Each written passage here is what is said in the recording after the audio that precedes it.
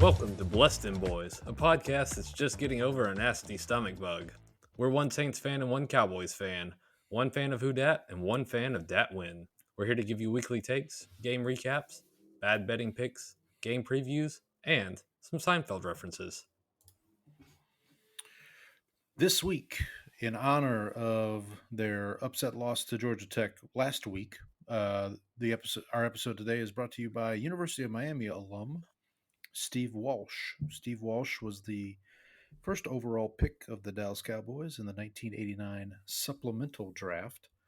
He spent that year, 1989, with the Cowboys and then was traded to the Saints on September 25th, 1990, for a first and a third round pick in 1991 and a second round pick in 1992. He would remain with the Saints until 1993, after which he would go on to play with the Bears, the Rams, the Buccaneers, and the Colts before retiring in 1999, finishing with 7,875 yards. I'm Paul, the Saints fan. And I'm Brandon, the Cowboys fan. And we're your host. Now it's go time. Yeah, that's it. It's go time. Let's see you live that. Mr. Mandelbaum, please. It's go time. This one's for you, Pop. It's go time. It's go time. You've been married 3 times. That's it! It's go time! It's go time. All right, few housekeeping items. So, as you kind of could tell by our Patriot State Cowboy of the Week, we missed our episode last week. Had a little recording issues, so hopefully, multiple recording issues. Really, multiple recording. So hopefully, you're hearing this. If you are, and you would like to contact the show and let us know how we're doing, you could do so via email at blessdemboys@gmail.com. That's BLESSDEMBOYZ @gmail.com. And I don't know if you heard the news, Brandon, but LeBron James is taking a break from social media. I know it's a shame because I was expecting him to follow us any day now. Yeah, well, maybe if here's the thing: if he wanted to, he could, because we're still on Twitter or X, Yep. whatever you want to call it. We're at bless_dem_boys, capital B, capital T, capital B. I am at Paul Elliott _316. That's PAULELLIOTT _316. Brandon is at Ball from Grace. We are available to stream most weeks on Spotify and Apple. Mm-hmm. So please like, share, subscribe, leave a rating and review. Appreciate all the feedback. Tell your friends, tell your enemies, tell random people on the street.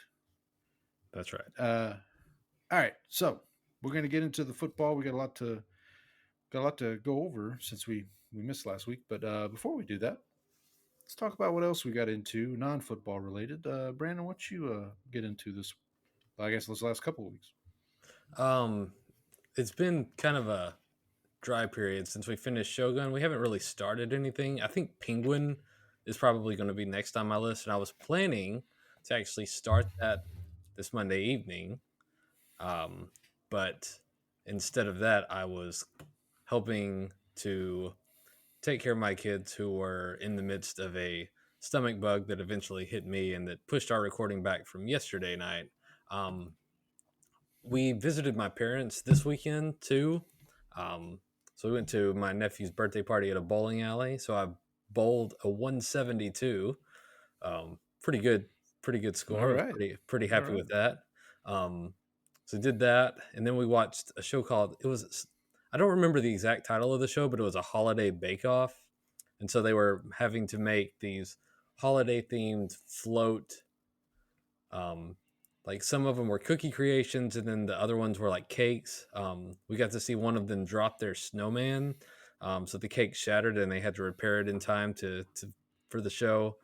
So watch that in between the kind of the Sunday late slate Sunday night games this weekend. But that was really it. We were actually scheduled to go see a documentary at a theater in Katy tonight, but My wife and I both Oh, just like had no energy.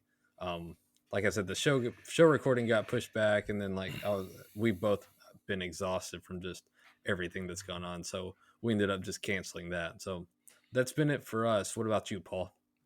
so can you confirm you did not get sick, or your kids did not get sick because of the Cowboy game?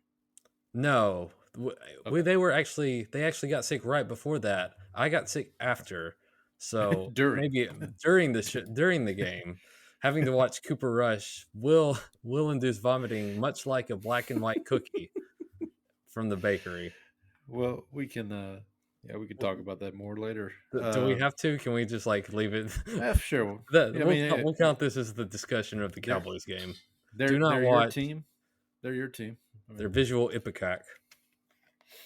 okay, so for me, I've been on a run of watching some James Bond films. Or how are you a James Bond fan? Yeah, so when I was in middle school / high school, me and my best friend like loved to play GoldenEye. Okay, yeah, Um, yeah, and so we would like when we would hang out, like one of the things we would do is we would go over to Blockbuster and see what Bond films they had, and then we would rent them. And I've seen a lot of them. Seen all of the new ones except I don't think I've seen the most recent one. Um, okay. but yeah, so one of the things I want to do eventually is go back and watch all of them, like just from beginning to end. If it just, like there's never enough time, Paul. Yeah, that's true. Yeah, yeah. That actually could be the name of a Bond film. There's never Yeah, enough time. never enough time. Uh, so I've been so I was introduced to him when I was growing up. The older films like the Sean Connery and the Roger Moore Hmm. films, they would show them on TBS a lot. Uh, so I would just catch them that way. But lately, and well, they put them all on Prime Video except for Casino Royale, the Daniel Craig Hmm. Casino Royale. That Right. one's on Paramount, I believe. But uh, anyway, yeah. So I watched Live and Let Die, which is I believe that's the first Roger Moore one, and it's Okay. actually That's one of filmed. the older ones. Yeah, it's filmed. I want to say part of it was filmed in New Orleans too. It Huh? has kind of a voodoo theme to it a little Does bit. that one have Yeah, Baron Baron's. Samedi? Samedi? Yep, Samedi? yep. Yeah, yeah. That's yeah. I know who you're talking about. Yeah, but yes, that's the one. Uh, and it's like yeah, he has it's just like a voodoo type uh, Yeah. storyline. Yeah, Yeah. I think I want to say he was like an extra character in GoldenEye that you could play with eventually, Okay. well, like a secret Okay. character you could unlock. Yep. He had a And really then I tall hat. yes yeah. And then I also watched the Daniel Craig Casino Royale. There is another Casino Royale movie that came out in '76 or '77. Yeah, that was a That's Connery one, right? no, that was actually like a almost like a parody. It wasn't a uh, Eon production sanctioned movie. It was starred Peter Sellers. Uh huh. If you know who Peter Sellers is from the Pink Panther movies, and it was Yes. almost like I actually started to watch that one, but that one's a little too out there. It's like it's very like avant garde, and it's a weird Little too one. much. Yeah, a little yeah, not quite to my taste. And then I watched Spectre. Spectre is if I'm correct, it is the second to last Daniel Craig. The last one being No Time to Die, which I have not seen yet. Yeah, I haven't. That's the S- one that I haven't seen. Spectre. So Spectre, I really enjoyed just because like the visuals on it were really cool. mhm. Like Yep. because the opening is like set in Mexico City, and there's like Yeah. the Day of the Dead parade. Yep. So that's one that I like just from a visual perspective. And so I did look this up because I have a memory of Sean Connery in Casino Royale. There is Okay. a 1961 version that was Oh, okay. released in the UK with Sean Connery. Okay. And that was like I don't think it's as like commercial or like you can get access to it, It's kind of like a but it did set the stage for all the other ones to start getting made. So Okay. there was one as well prior to the Peter Sellers version. Okay. Yeah, so I watched that one. I also watched Skyfall, which a lot of people are of the opinion that's probably one of the better Bond movies, and Mm-hmm. I agree. I mean, it's a really good movie. If you Right. haven't seen Skyfall, like I would highly recommend it. So basically, the way I understand it is the first three Daniel Craig movies, Casino Royale, Quantum of Solace, and Skyfall, were all kind of meant to be like a trilogy to kind of restart the whole Mm-hmm. Yeah, Bond. they were kind of like a backstory kind of thing, right? Yeah, kind of like a because at the end of Skyfall, it kind of resets everything, and Mm-hmm. then Spectre and No Time to Die are kind of like the consequences of that. Like, Right. well, Spectre, like I said, I haven't seen No Time to Die yet. I'll try to might try to get to that this week. Also, I am going to go see Gladiator 2 on Friday. The wife and I took the day off from work to go. I'm going to go check that out. I have watched the original Gladiator. I want to say I watched it maybe a month or two ago. So what's your backup Just plan? Is your backup plan to go see Sack Lunch yes, yeah, just in case tickets are sold out? just in case. Yeah, yeah. We're definitely not going to go see The English Patient. I can tell you that. Good call. Yeah. Um, and then I just wanted to. I know we talked about music a little bit on the show a week ago or a couple weeks ago. Mm-hmm. Have you? Are you familiar with the band Goose? The name sounds familiar. I think we've talked about this group before. Yeah, so they're kind of a jam band in the vein of like a Grateful Dead, which Mm-hmm. I've never I never got the Grateful Dead thing. But You're the you're reason you're ungrateful for them to them. yeah, I guess so. But like they've come up, Grateful Dead has come up a little bit this year because Bill Walton passed away, and Bill Walton was a huge Grateful Dead fan, and Mm-hmm. they well they've in recent years they formed a group called Dead and Company with John Mm-hmm. Mayer. Mm-hmm. So like it's John Mayer leading basically the old Grateful Dead group, but and they dedicated some of their one of their concerts to Bill Walton, and then Phil Lesh, who is the original bassist for the Grateful Dead, passed away a few weeks ago, and Uh-huh. so a video came across my YouTube stream or my YouTube algorithm. It was Goose playing a song by the Grateful Dead called "Broke Down Palace," which is Mm-hmm. it's a really good song, and so that got me. I had listened to Goose before, but this kind of got me back on that track. So I recommend them if you like the thing. The thing with jam bands like that for me, it's is the singer good, Right. and Goose's singer is very good. I I think he's really good.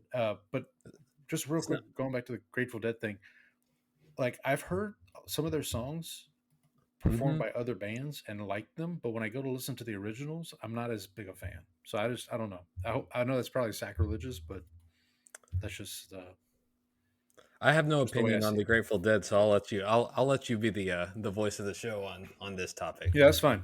Yeah, you know where to find us. You know where to find me on Twitter. Yes. So You know they do have a that's rival. You know they do have a rival band, who's that? Maverick. Maverick. Sorry, this is a this is a Top Gun joke.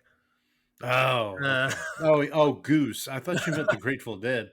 no, It's no, no, like no, no. it's like Probably should have spelled that out. Yeah, the Grateful yeah, Dead and Maverick. You know, yeah. It's like the classic call signs in Top Gun. that would have been. That's I didn't catch that in either Top Gun movie. Uh, But all right, enough of that. Let's go to the college games. You want I to didn't start us really, off? I didn't get to really like because we were at my parents for the weekend, so didn't really get into much of it. I think I watched a little bit of Tennessee Georgia. Um, that was really it. because we were kind of just hanging out with my parents on Saturday, or we were driving most of Saturday, and then we hung out with my parents for the rest of it. So like by the time we got home, I think UT had finished out their game. So they beat Arkansas 20-10. But so like I said, I caught a little bit of the Georgia Tennessee game, which was really hoping Tennessee would put up a better fight than that. But what can you say? What about you, Paul? Yeah, so I watched a good little bit. Colorado, Utah. Colorado looks legitimately good. Mm-hmm. I think they've got an outside chance of making the playoff now, especially since BYU lost Saturday night. Now they can. That looks like that's going to be the Big 12 championship, Colorado versus BYU. Mm-hmm. Watched a little bit of Notre Dame, Virginia. So getting back to my degenerate gambling that I've got into. Well, actually, no. This was for my picks, I should say. So your degenerate picks for my degenerate picks. So no, there's no money on this, but I laid 23.5 with Notre Dame. It was 35-7 with like 2 minutes left in the game. You let them in the back door, and Notre Dame misses a field goal, and sure enough, Virginia comes right back down the field, and the quarterback scores with like less than a minute, and it's 35-14, and yep, there's your backdoor cover. So brutal. And then Florida LSU, I watched. That was. Look, I'm from Louisiana. I don't consider myself an LSU fan. I actually used to work for LSU technically, once upon a time, but it's not great in Baton Rouge right now. Yeah, Brian Kelly. How long until Brian Kelly's on the hot seat? I think he's there. I just think his buyout right now is too big. Honestly, You'd hate to have to see him move his family. I mean, look, it ain't good. It ain't It great. is not. I mean, it's one of those where like when he was hired, I remember thinking like, okay, this is going to be fine until it's not, and it's not fine right now. Yeah. So LSU fan, well, any SEC school generally in football, you're not going to have a very short leash. Right. Or you're going to have a very short leash. You're not going to have a long leash. Well, I mean, like maybe Kentucky or Vanderbilt. Yeah, those schools like but look right across the sideline at Florida, right? Like Billy Napier was basically out the door a couple weeks ago, and now they stuck by him, and he's put a few wins together. So I'm actually surprised they didn't can him after like Texas just like destroyed them. Like that would have been the time, right? You got beat by thousands. Yeah, I mean, you would think, but good for him for hanging on. And then another bad beat. I didn't watch this game. Boise State, San Jose State. Okay, so San Jose State was getting 13.5. You could get 14 in some books. They were up 14-0 in the first quarter. And then Boise State, led by future Cowboy Ashton Genty. Hey, future Cowboy will be the Heisman winner, Travis Hunter. Oh, is that where you're going now? Oh, that's where I've been. Okay. I like Genty, but wait a I don't want to draft a running back that high again. Well, Remember, I was gonna say, wait a minute. I thought you guys were Dion was gonna come coach, and he's gonna draft Shador.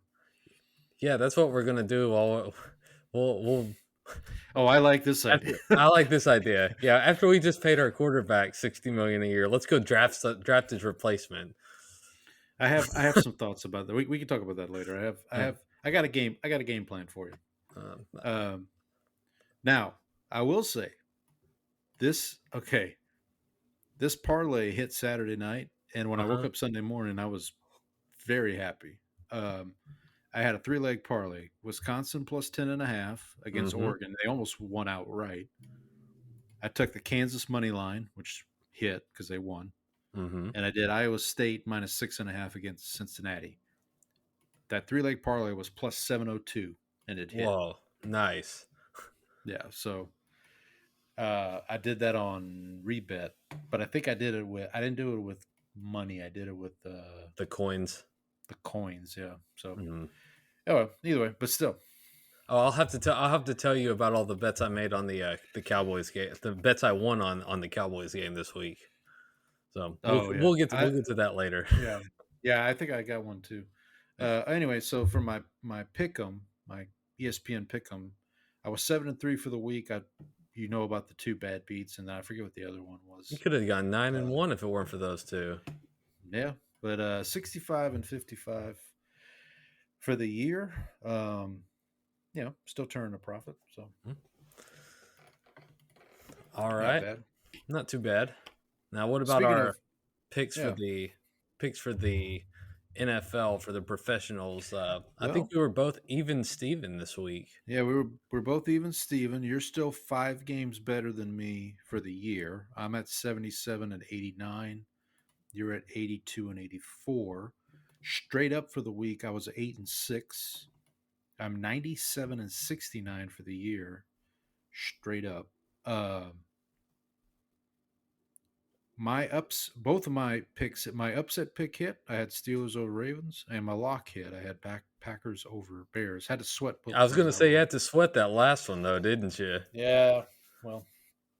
Yeah, but Bears came through for me. Bears will never beat the Packers.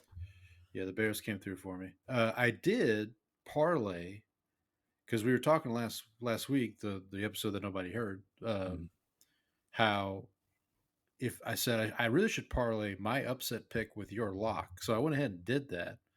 Worked out pretty well. Paid out plus 159. So and then I wanted to mention, I don't think I've mentioned this in a couple episodes, but my predictions, my preseason predictions. As we sit here today, I currently have correctly predicted 9 teams, their records up to this point, including the entire NFC South. Well, you know your own division, don't you? I guess I do. And for the record, in case anybody cares, the way I have that division playing out, I have the Falcons winning it at 10 and 7. Tampa comes in second, I think at 9 and 8, and then Saints 7 and 10, and I want to say I have the Panthers at 5 and 12, maybe 4 and 13. Well, they do play the Cowboys, so they got another chance for a win there. Who's that? The Panthers? Yeah. Oh, well, there you go. So, I've told you I let my kids pick the games as well. I just let them pick straight up. So this week, my 9-year-old was 5 and 9. Yep. And my 4-year-old was 9 and 5. Hey. And this is a week after going 9 and 4, and the week before that going 10 and 4. Wow. So you got a little shark on your hand there. Yeah, we're gonna be betting with her picks pretty soon. Okay, yeah, sweetie, let me explain to you what a parlay is. I need you to pick all of these games correctly so Daddy can take us out for a fancy dinner. Now, yeah, sweetie, do you want to go to Disney World? Exactly. Let me show you how we do this. I just picture her going up to your wife. Mommy, what's a parlay? Yeah, I'm sure that would go over well. Yeah, I like this idea. Yeah, exactly. You said that you were your upset and lock picked. My upset did not work. I was not able to jinx the Eagles. Well, commies. You jinxed the commies, I guess. I did that. I get that way. Yeah. But the Lions did. I did notice that when I was going through the show notes that I've picked against the Titans. Picked against the Titans 2 straight weeks. So that may be my strategy going forward, just to bet against the Titans. I was gonna say I'm gonna make you pick. You can't pick the Titans. You can't pick them this week. You have to. I guess if you're gonna force me, you gotta pick somebody else. All right. So I guess that'll do it for our picks and all that. Let's get to the. So we're gonna recap week 11. Mm-hmm. We'll probably speak about week 10 a little bit, but We'll touch on it. we might touch on it. So week 11, there were 4 teams on a bye. Arizona Cardinals, their bye was brought to you by Hall of Famer or future Hall of Famer Larry Fitzgerald. Carolina Panthers, their bye was brought to you by Tim Biakapatuka. That is your 2 wins in a row, by the way, Carolina Panthers. They are coming into red their bye. hot. Red hot. Hottest team in Germany, coming off their win over the Giants. Das And Panthers. speaking of the Giants, their bye brought to you by Michael Strahan, Hall of Famer. And finally, the Tampa Bay Buccaneers. Their bye was brought to you by Hall of Famer Derek Brooks. I still need to send you that commercial. Oh yeah, yeah. Well, you sent me the Peyton Manning one, the United Way. We need to probably tweet that one out. Yes, absolutely. The Peyton Manning one. All right, Thursday night, Irving Fryer presented Eagles 26, Commanders 18. I laid the points. I laid the 3.5 the Eagles, so that hit for me. You took the 3.5 the Commanders, so sorry for you. This game was close. It was close until it wasn't, right? Like it was a really close game. I think Dan Campbell, Dan Quinn kind of like he gambled trying to go for it deep in enemy territory instead of taking the points to take the lead. And then from that point on, the wheels kind of fell off for Washington, right? Yeah, it felt like Washington was kind of holding on by a thread. And then, they had that one sequence where, to your point, they kind of went for broke and they broke them. 2 things that I found impressive. Obviously, Saquon, again, the Saquon MVP. I know he probably won't win it because he's a running back. Yeah, he's not a quarterback. He's not a quarterback, but I mean, he's really making a difference for this Eagles team. And then the secondary for the Eagles, this young secondary with Quinyon Mitchell, Cooper DeJean, Blankenship, like they're really playing well, and they just kind of wore the Commanders down. Like Terry McLaurin was a non-factor, really. I know Daniels is hurt, so that doesn't help. That's part of it. It doesn't seem like he's moving as well out of the pocket as he used to, right? Like that rib injury, like it's affected his ability to scramble. Yeah, and also too, when Jalen Carter decides he's going to take over a game, he takes over a game. Like it kind of reminded me of when they played the Saints, and he just took over, just kind of dominated the line of scrimmage. So I hate to tell you, buddy, but I think the Eagles are we'll real see. And they're spectacular. Whoa. I mean, let's. Okay. All right. All right. I mean, they still haven't played anybody, right? Who have they played? Okay. Well, here, hold on. Let me. This is my favorite part of the season where people are like, "Yeah, but who have you really beaten?" Yeah, that's right. Who have you really beaten? Let's see. The Eagles have. So they lost. They beat the Packers week 1. That's the game Love got hurt. Mm-hmm. They blew the game against the Falcons on a Monday night. Then they beat the Saints. Got boat raced by Tampa Bay. Mm-hmm. And then they beat the Browns. That was still Deshaun. Mm-hmm. Beat the Giants. They boat raced the Bengals. They had to hang on against the Jaguars. I remember that Jaguars. Yeah, that was a close game. That was closer than it should have been, probably.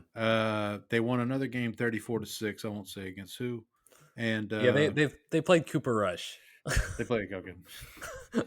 So yeah. So I mean, since their bye, they've beaten the Browns, the Giants, the Bengals, the Jaguars, and the Cowboys, and the Commanders. Yeah, and see, that's the thing. That's the reason I picked them to win the division.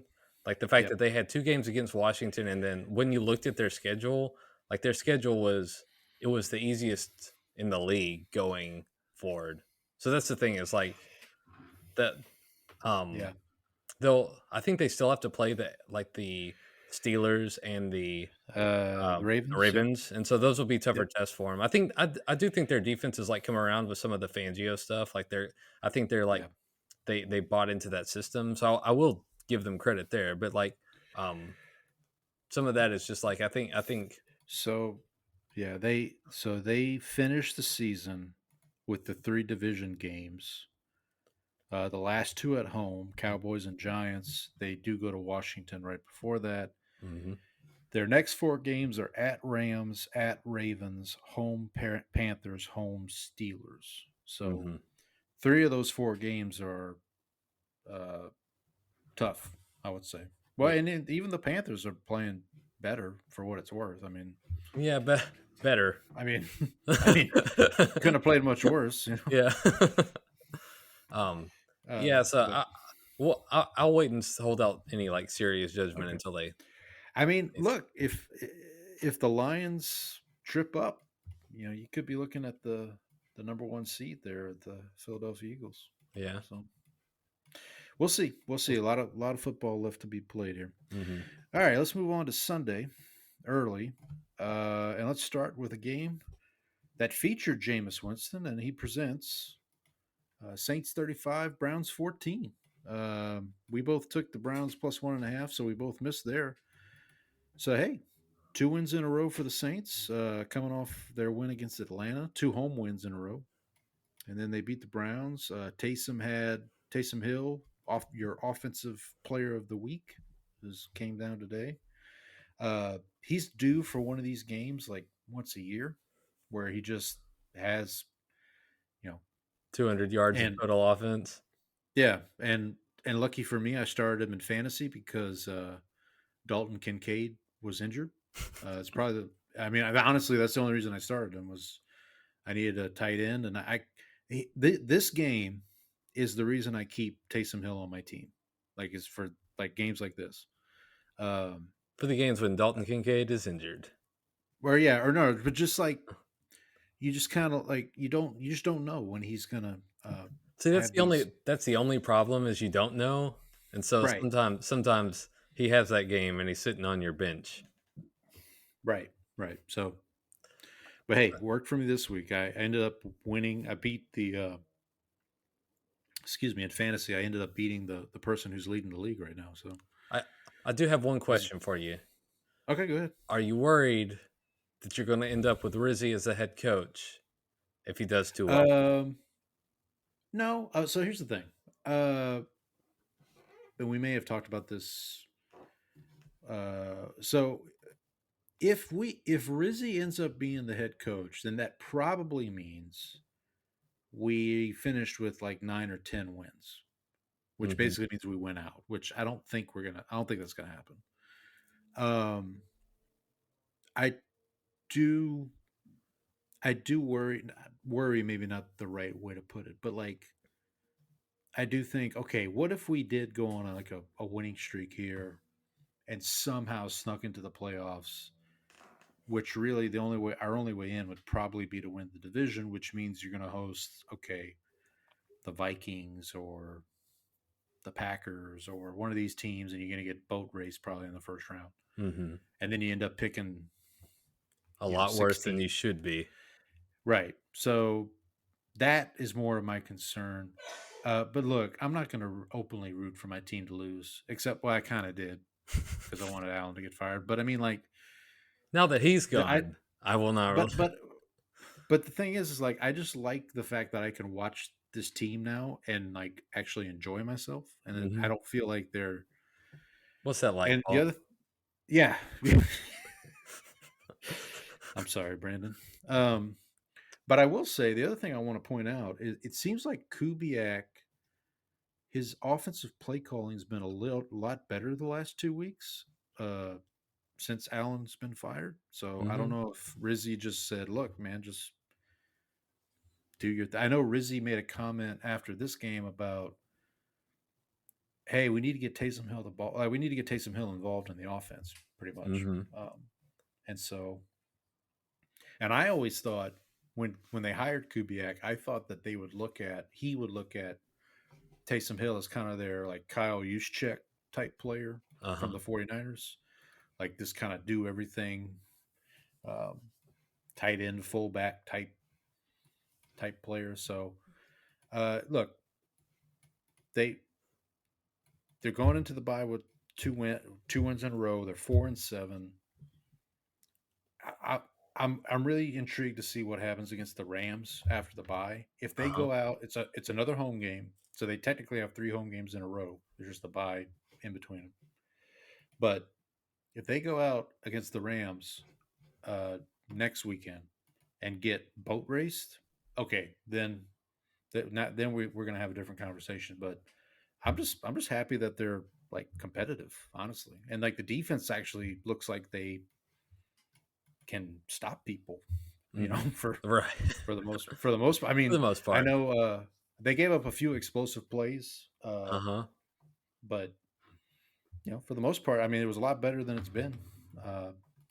So I'll just take what I can get at this point. The only other thing I'll mention, Eric McCoy got injured again.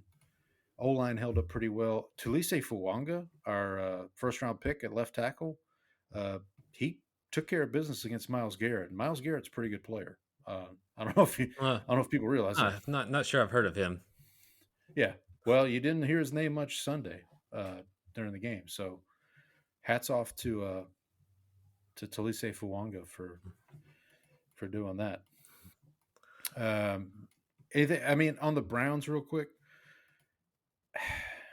I don't know. If I was Stefanski, man, I think we talked about this before. If I was Stefanski in the offseason, you kind of have to have this meeting with the owners and be like, look, if you're going to force me to play Deshaun next year, we're drafting a quarterback in the first round. And like, you're not like, yeah. Either that or I'm out. Like, I just like if you're Stefanski, you're hoping that rehab process takes a while. Yeah, seriously. Or, well, I won't go that. Yeah, I don't. I think you got to kind of you got to tell him like, hey, this isn't. We basically know what he is. He's going to be worse because he's coming off an Achilles injury. Like we've seen that what it does to players. Like, and so like at that point, I think you just basically have to say, we know what he is. We're not going to win games with him. So yeah. Because I guarantee you, if they let Stefanski walk, he will get a job in seconds. There will be a team out there. I heard Adam Schefter, or I read somewhere Adam Schefter the other day say he expects like 7 to 8 openings. Mm-hmm. And look, if the Browns are one of them, like first of all, I don't know who's going to want to coach the Browns. Number one, right? And like, yeah, it's. But I will say this: if you're the Browns, this is probably your best case scenario in that you're going to end up with a top 5 pick. You can draft a quarterback, and basically go into camp and say, like, look, if we draft Cam Ward, let's say, and he just outplays Deshaun in camp and in the preseason, we're just going to play him. Like, there's like okay, Deshaun, we'll pay you, but like. Right, it's a sunk cost at this point. Yeah, I mean, like, so as it's bad for the Browns, but I think they can maybe make the best out of a bad situation right now. Right. All right, let's move on to probably the game of the day. I'd say Bam Morris presents Steelers 18, Ravens 16. We both took the 3.5. With the Steelers, so they're good for us. So Lamar, I put in the notes here, Lamar is to the Steelers as Joe Burrow is to the Browns. He just can't, for whatever reason, can't figure him out. Well, that's the thing with like the teams that play him more often tend to have more success against them because you see him more, and like you expect Tomlin to generally have a plan to deal with him. I think it's funny that the Bengals scored like 30 touchdowns against the Ravens and couldn't win. The Steelers won without scoring a touchdown. Yeah, absolutely. Yes. Did you hear Tomlin's assessment of the offense in his post game? No, did he? He said they get good enough. Well, I forget exactly how the question was worded, but basically someone asked like, "What's your grade for the offense?" And he said W. Uh-huh. like, like, So you know, basically, yeah, we did enough. yeah. So, but yeah, it's this Well, is you go ahead. always want to take the Steelers as a home dog too, especially like under Tomlin. Like he tends to get like these games are divisional games. They're always close. Like you just want to, taking the points just feels like the right move anyway. And it's just like the fact Yeah, that the Steelers know how to handle Lamar. They know how to. They usually have a game plan. They're defensively sound, and they have the sort of players that can uh, handle that. yeah. This was another kind of a bad beat for me because I took Ravens first half, Steelers game, Oh yeah, those Justin and Tucker missed field goals are killing you. yeah, yeah, and the Steelers scored.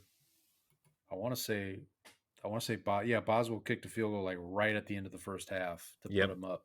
What So 9-7, I think. yeah, yeah. So oh well. That's gotta hurt. Um, I don't care where you're from. yeah.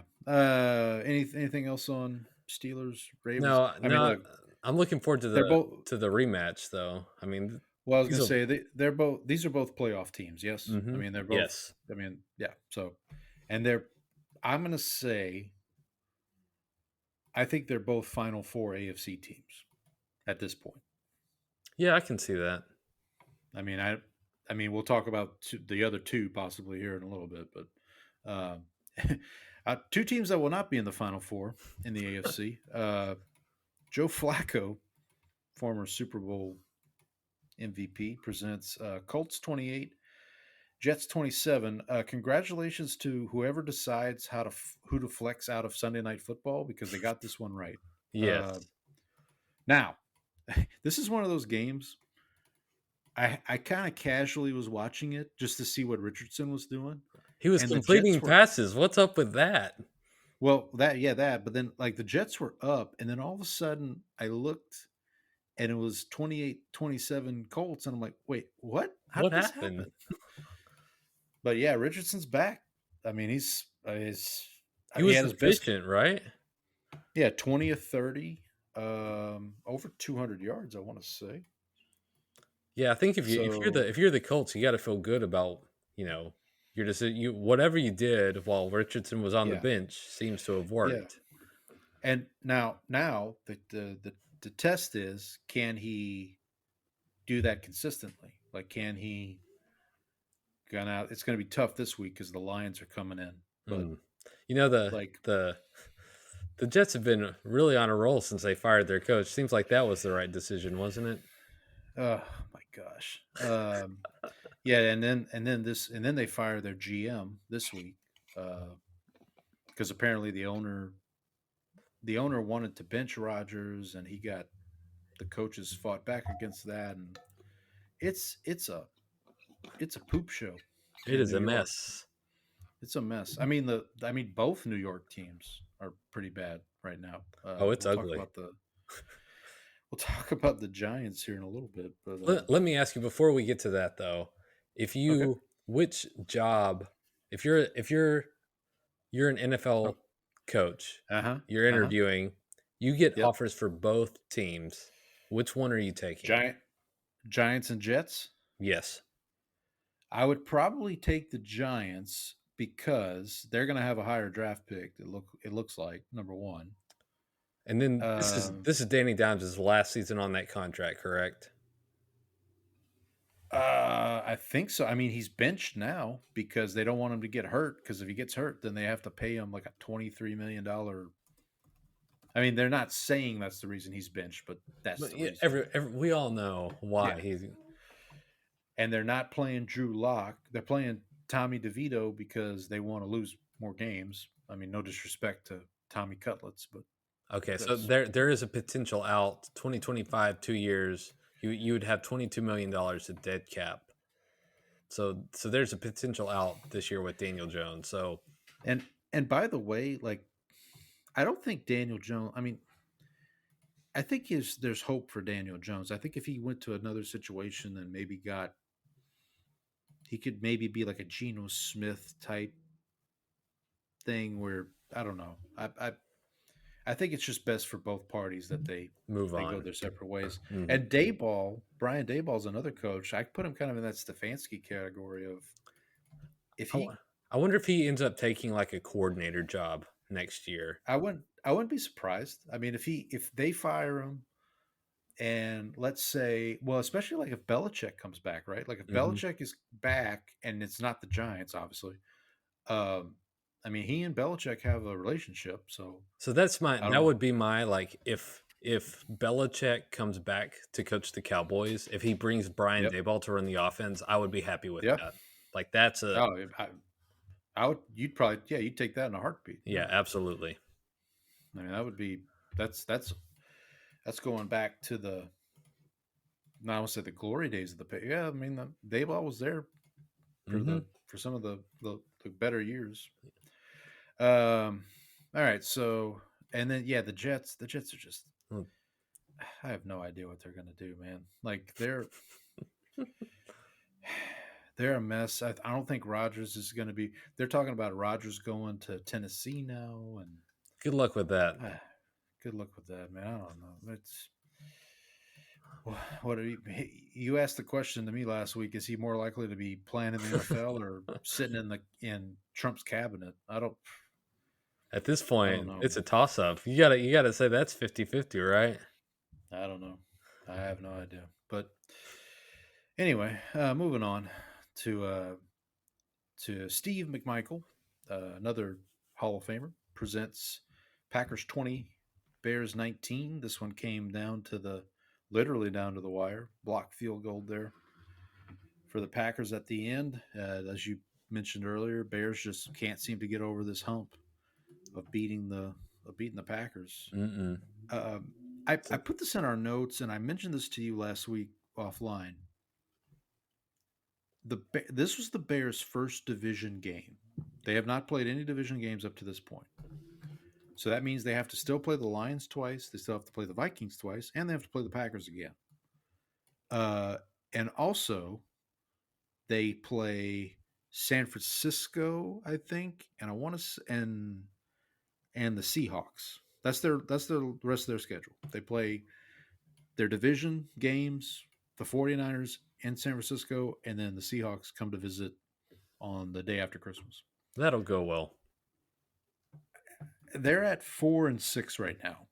I I mean 6-11 is not out of the question, I was gonna right? say 4-13 is not out of the question at this point, I right? mean look, so that's why I put in the notes like top 5 pick for the Bears in play.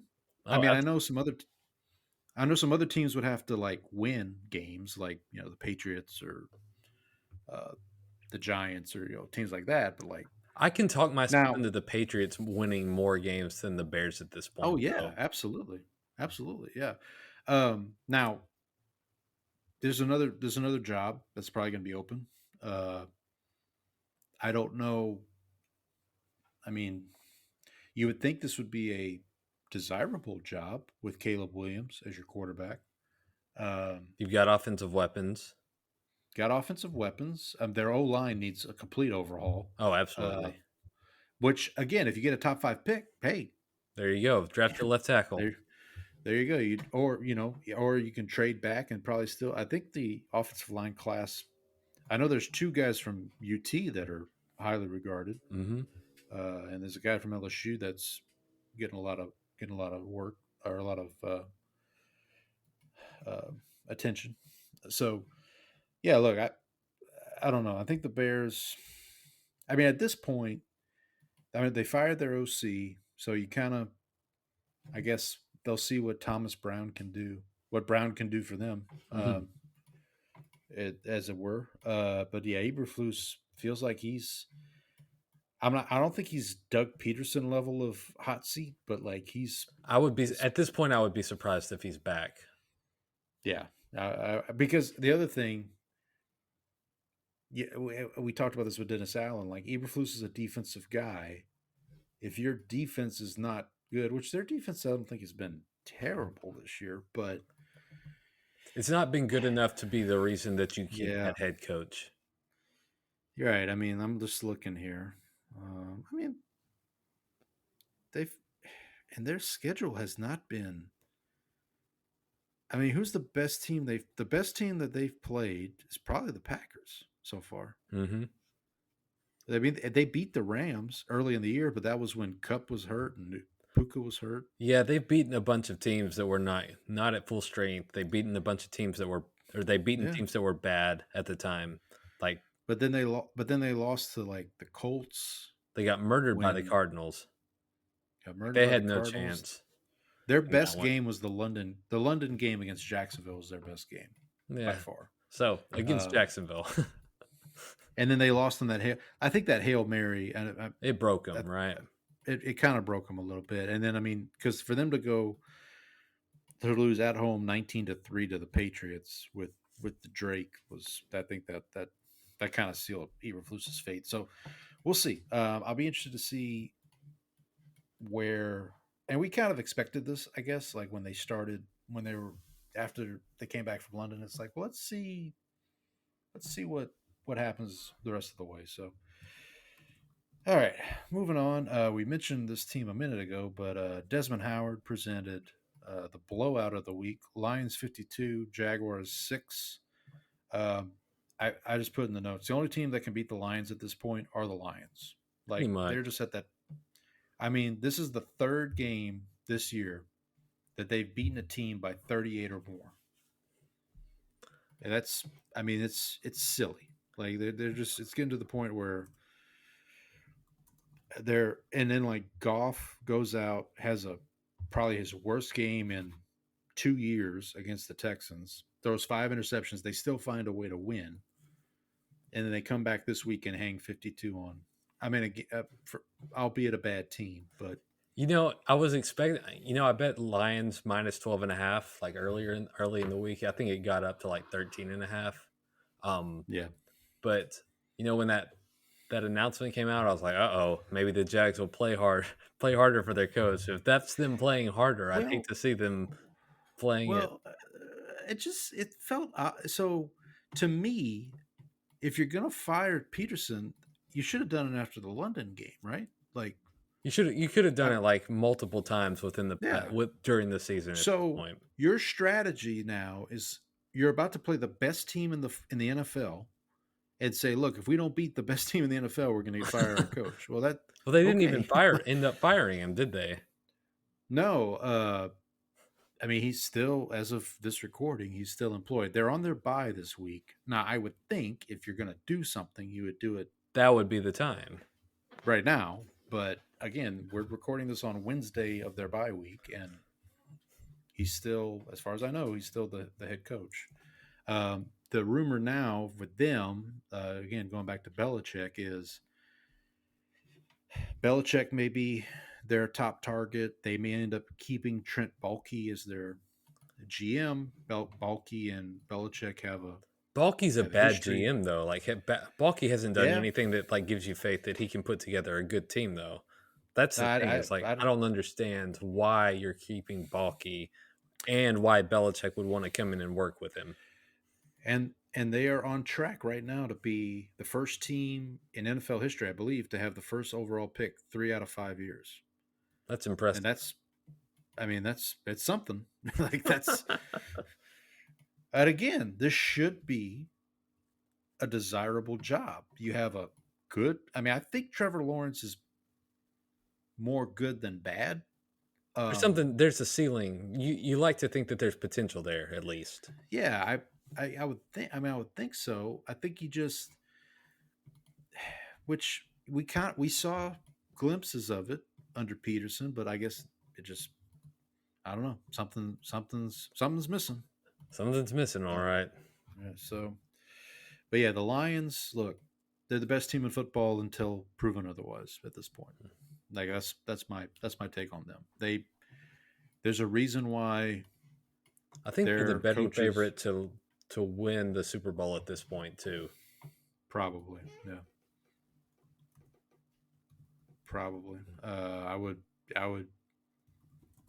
I would wager that they are. But let's see. All right. Anything else about?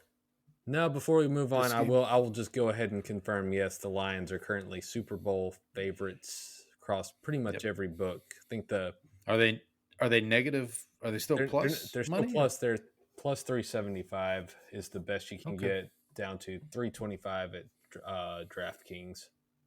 No, not DraftKings. Sorry, MGM. I'm just gonna take a look here. See what we can get over on our betting apps. Yeah.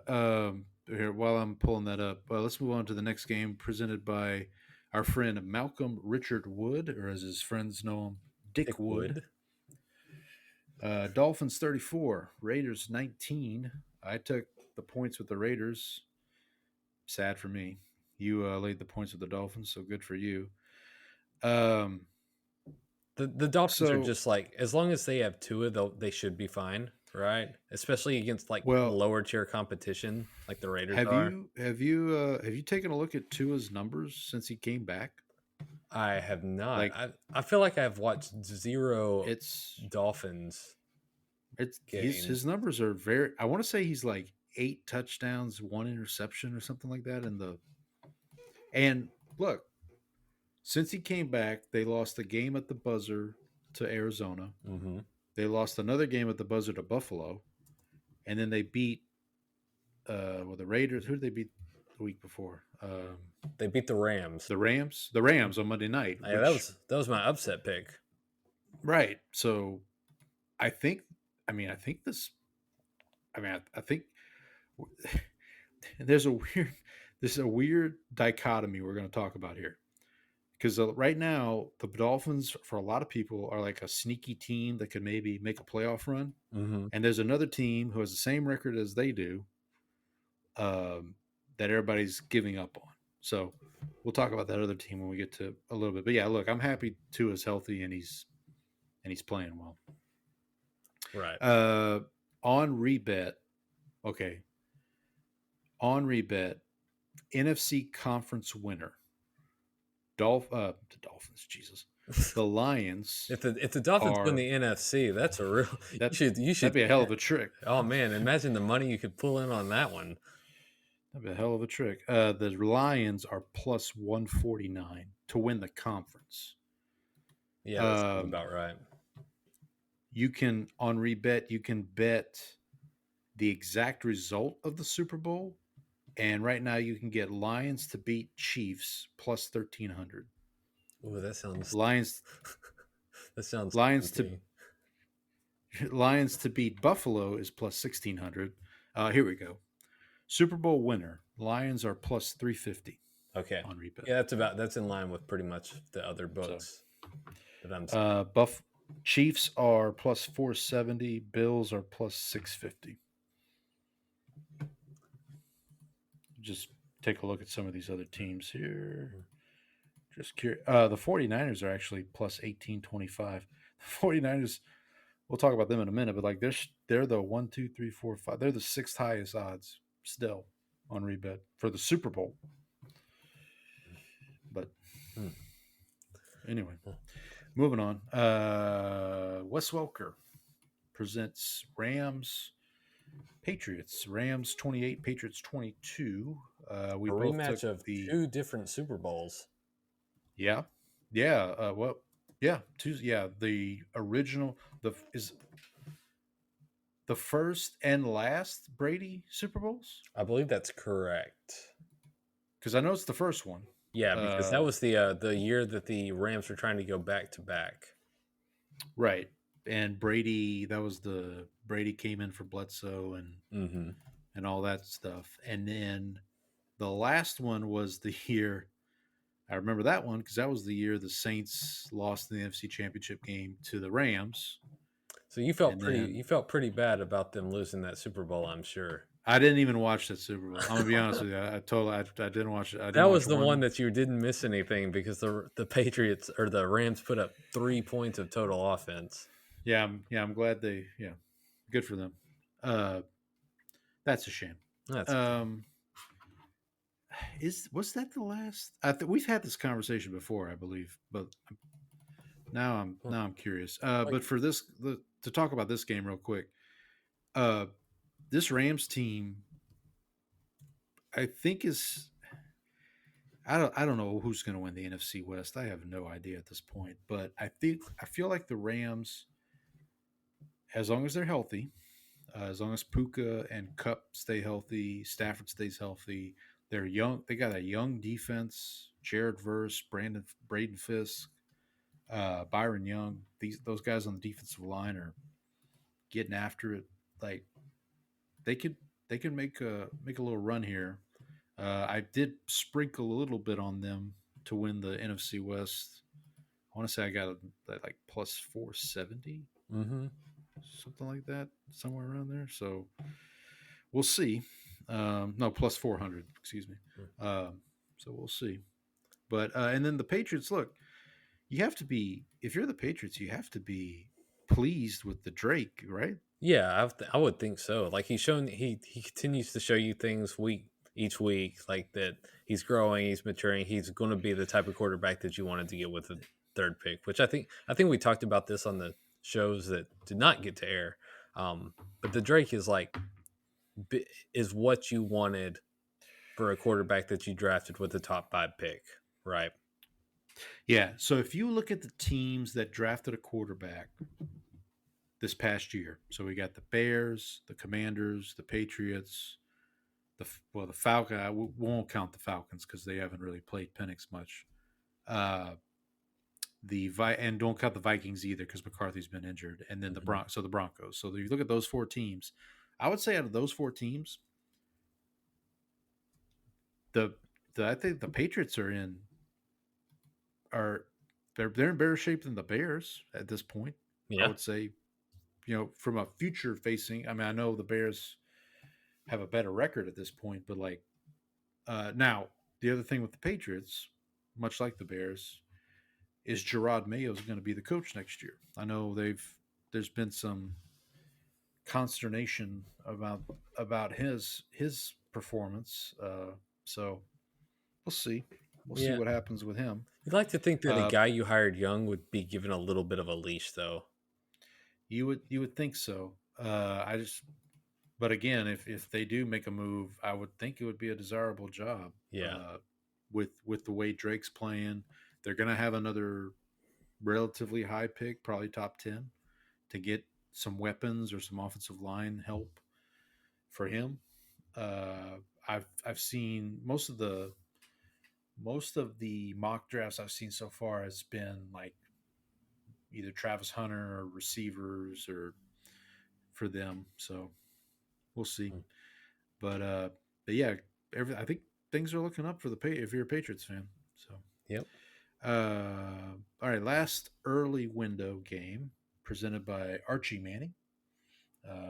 Vikings 23, Titans 13. We both hit on this one. Vikings minus 6.5. So we'll get to the Titans in a second. Let's just talk about the Vikings. This is still a team I just can't figure out. I don't know week to week what to expect with them. Hey, they took care of business this time, at least. They did for sure. They certainly took care of business. But like at the end of the year, if they didn't make the playoffs, I'm not going to be stunned. Well, you say that. I just think. I mean, they're 8-2 at this point. Like they'd have. Oh yeah, they are. Yeah, at this point they'd have to fall. They're 3 games ahead of the people who are the teams that are behind them in the wild card race are currently out of the wild card. The best team is 5-5. So okay, let me ask you this question: do you expect them to win a playoff game? I think that kind of depends on who they match up with. Like they're the 5 seed. They would be playing the Atlanta Falcons. That's a winnable game. But they play the Falcons here in a couple weeks too. Yeah, so we'll get to see that. So we'll talk about this coming up. But the Falcons did not look particularly. So yeah, so I agree with you. I think again with the Vikings, this season's kind of lagniappe for them. Like it's kind of because you have McCarthy coming back next year. Like this season was kind of a let's see what Darnold can do for us. We'll let McCarthy sit, and they just kind of are taking the ride right now. Their remaining schedule, they have to play the Lions. Their last game is against the Lions. They have to play the Bears twice. They play the Packers again the second to last week, and then they play the Cardinals. They host the Cardinals. They host the Falcons, and then they have to go to Seattle right around Christmas time. So, I mean, yeah, you should as long as Darnold plays the way he's As long as he we see plays with good, it, he needs to play within himself. right. As long as we see good Darnold, not bad Darnold, should be fine. Speaking of good and bad, how about our friend Will Levis? He stopped He's throwing been, interceptions. What's up with that? well, he did throw one. He Oh, threw he one threw at the end there. Okay. Yeah, Well, he did throw. He threw one at the end. I But I was banking on him throwing more than one. yeah, so was I. Um, but look, I mean, he. Let me pull. I'm just going to pull up his stats real quick from this game. He was 17 of 31, 295 yards, one touchdown, one interception. I'd take that if I'm the Titans, right? I mean, Yeah, that's not too shabby. their problem in this game is they only ran for 33 yards total as a team.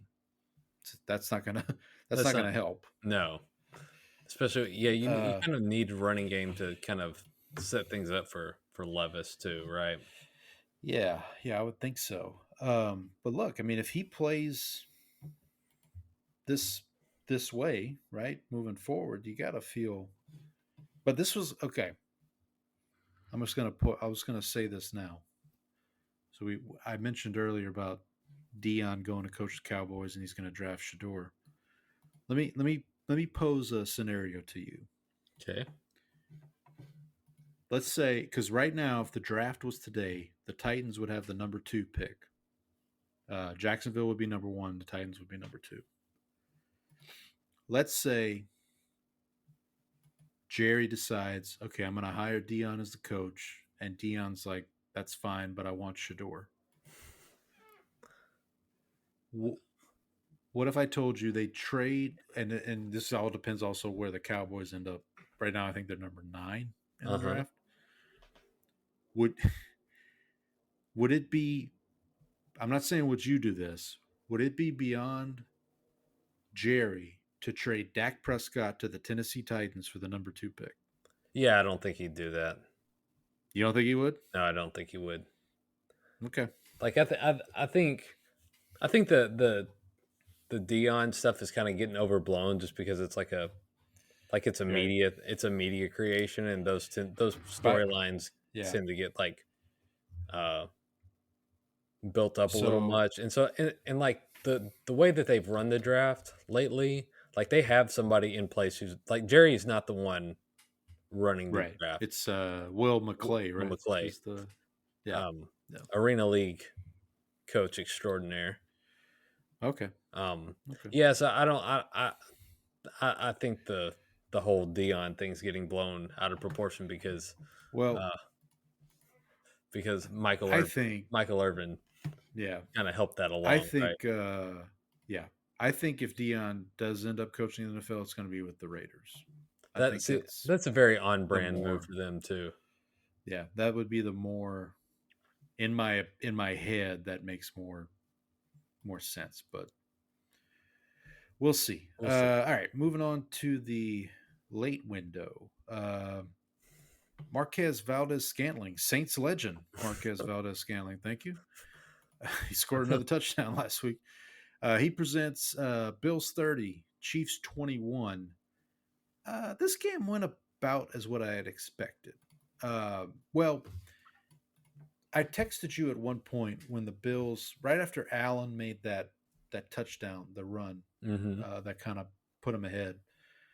I said the Chiefs have them right where they want them, because this just felt like one of those games where like okay, if the Chiefs find a way to win this game, they're going to go undefeated, which Right. obviously they didn't. But I will say, Josh Allen MVP.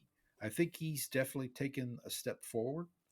Yeah, Um, this is that was kind of like the signature moment. Like you always have those like sort of right. moments, especially in big time games that are Yep. nationally televised. You have those Yep. moments, and that was what that was. That run was what that Ab- was. Absolutely. Yeah. So, as you point out here in the notes, though, what really matters is playoff time. And what I liked to hear, and other people have pointed this out, I liked hearing after the game for Josh Allen to say it's just a week 11 win, Hmm. right? It's, like they didn't build it up, to more than what it was. I'm be very interested to see, is Buffalo off this? Are they on a bye this week? We'll have to check our We'll notes check over. when we get. Yeah, they are on a bye. They Yep. are on a bye this week. Okay, so yeah, if you're Buffalo, you got to be feeling really good, and all you need now.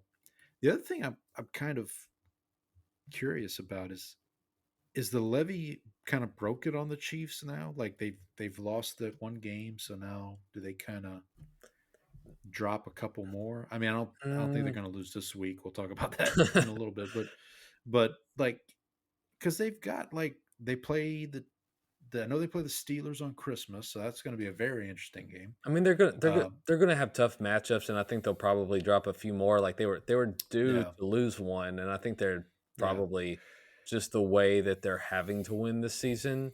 Like it's yep, not offensive firepower; it's kind of like being in these kind of like close games, and then just kind of wearing away their opponents. Um, so I think I'm sure yep, they will end up losing a couple more. But the Bills have, that's why I switched my pick. I think when we talked about this, we both took the Chiefs getting points, but I like looking back on it, the Bills have won these games in the regular season before. yep, Um, so I think this is good for them, but I don't know that it necessarily. Um, I mean, they still need to do it in the right. playoffs to really get over the hump. I agree. Yeah, let's see what happens. Let's see what happens down the road here. But and also too, the Chiefs are not going to be scared going to Buffalo in a playoff setting. So Right. uh, yeah, so we definitely, or I'd say I wouldn't be surprised if we see these two teams playing again come January. Yeah, we could certainly hope. Uh, yeah. All right. Ricky Waters. Ricky Running Waters. Yeah, thank you. Ricky Running Waters presents probably the most surprising result, I would think, this week. Actually, Seahawks. I think Go ahead. our final late game slate might be a little more surprising to me. Okay, fair enough. Seahawks 20, 49ers 17. Yeah, I really thought this was going to be. I, every week I kind of expect the 49ers to get right. Like they're going to have that get right game. And it just And they just, won't happen. It doesn't yeah, they just, yeah.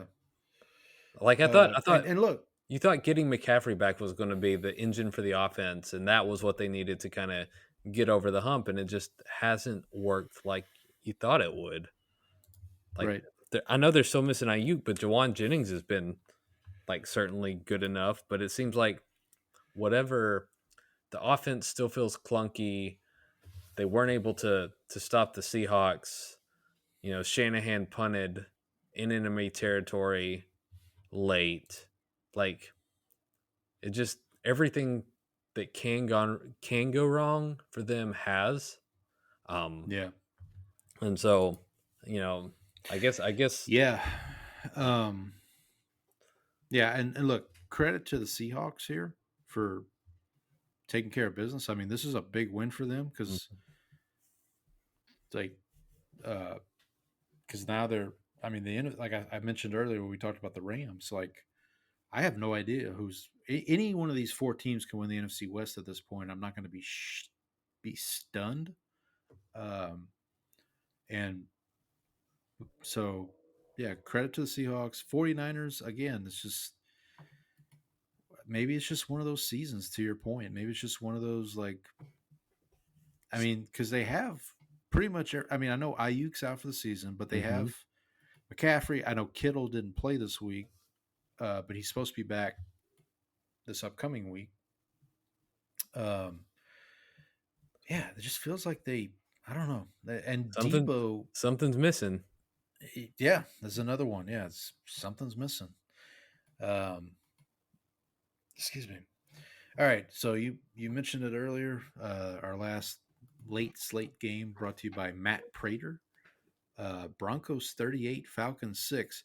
Listen, if Sean Payton knows how to do one thing, it's beat the Falcons. He doesn't even coach in the NFC South anymore, and he wins the division because Broncos are 4-0 against the NFC South this year. Yeah, I see why you said this is probably the most surprising one. I think it's not the fact that the Broncos won, because you could see that happening. It's the Broncos won going away by 30 points. And we need to start having a conversation about Bo Nix. And he's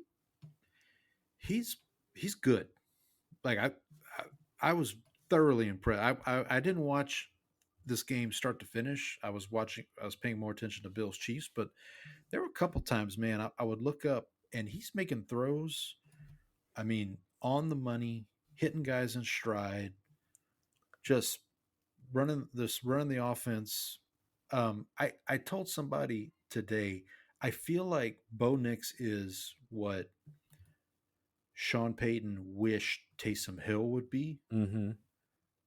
Like because when he picked up Taysom Hill from the practice squad of the Packers as a quarterback, I think he was kind of hoping that he'd have this skill set, but he'd be able to throw a little better. Right.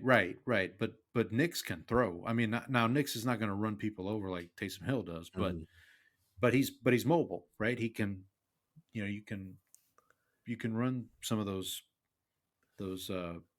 kind of read option type plays with Nix the Falcons defense is also not very good. We should point that out. Fair point. That's fair. But hey, you play who you play, right? You don't apologize for wins. Don't apologize for winning, as Mike Tomlin once said. So I'm very impressed with the Broncos. They're clinging to that 7 seed right now, but they've got some games coming up. They have to play the Bengals, and they have to play. I think they play the Dolphins too at some point. That would be a rematch of the 70-point game. Yeah, that would be. Yeah, no, they don't play the Dolphins. They play the Bengals, but that Bengals game is the second to last week. That could very easily be a elimination type scenario. It's the Colts. It's the Colts that they play. That's what I was thinking of, because the Colts are right behind them too right now.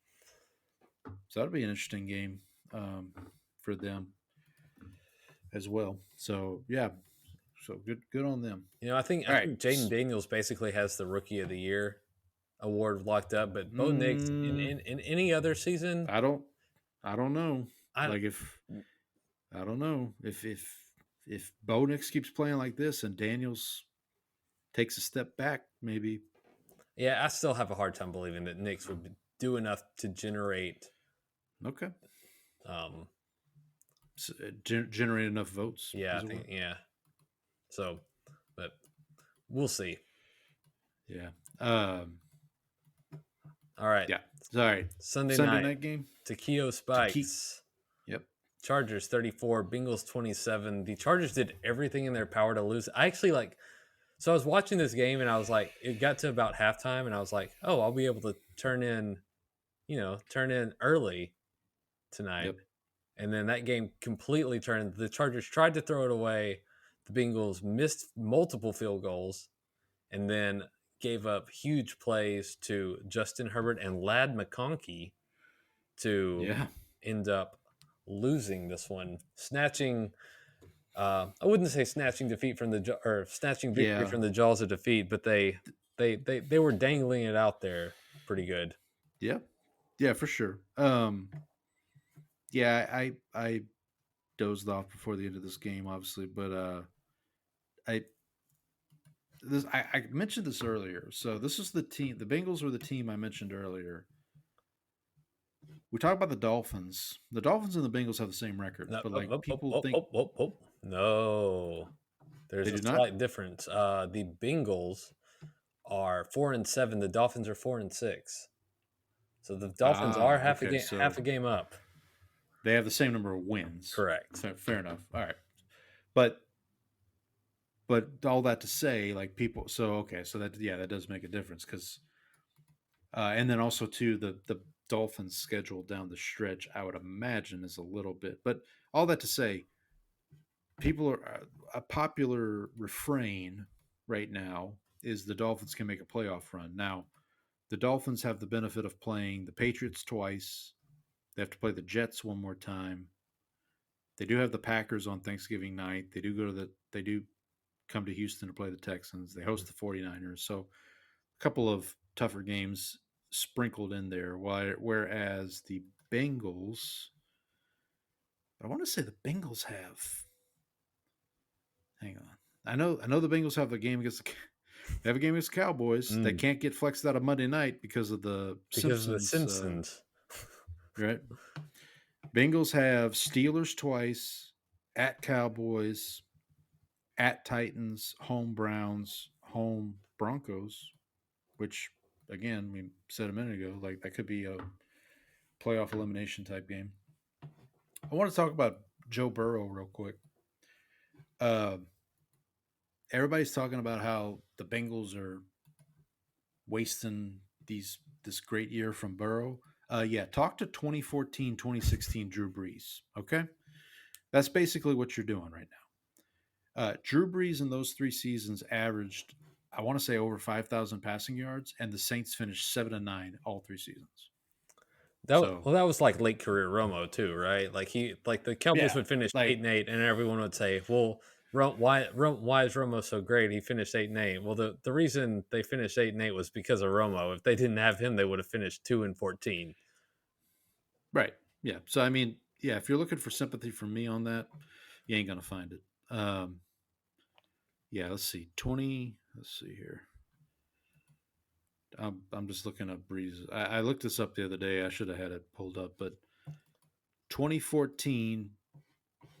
What is this? 14 to 16. Yeah. Mhm. So 2014 Breeze threw for 49.52. 2015 48.70. 2016 52.08.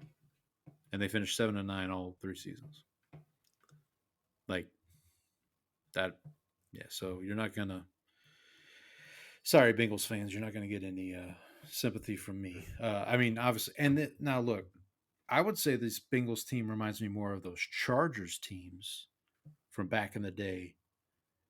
When they had I remember there was one season the Chargers had the number one defense in the league, the number one offense, and they didn't make the playoffs because they just couldn't finish games. It was kind of a similar situation to They have what we're seeing. they had like really bad luck in one score games or whatever. Yeah. Well, that's another thing. Like I may have I don't know if I retweeted this or not, but somebody posted if you took every one score game this season and flipped the result, the Bengals would be 8-2 or something approximating that. So yeah, look, as long as they have Burrow, they have a chance. Mm-hmm. But we said this 2 weeks ago. I feel like we've been saying this for a while. Like they got to start winning games. Like you got to. Now they're off this week, so they can't lose this week. But they got to start stringing some wins together here.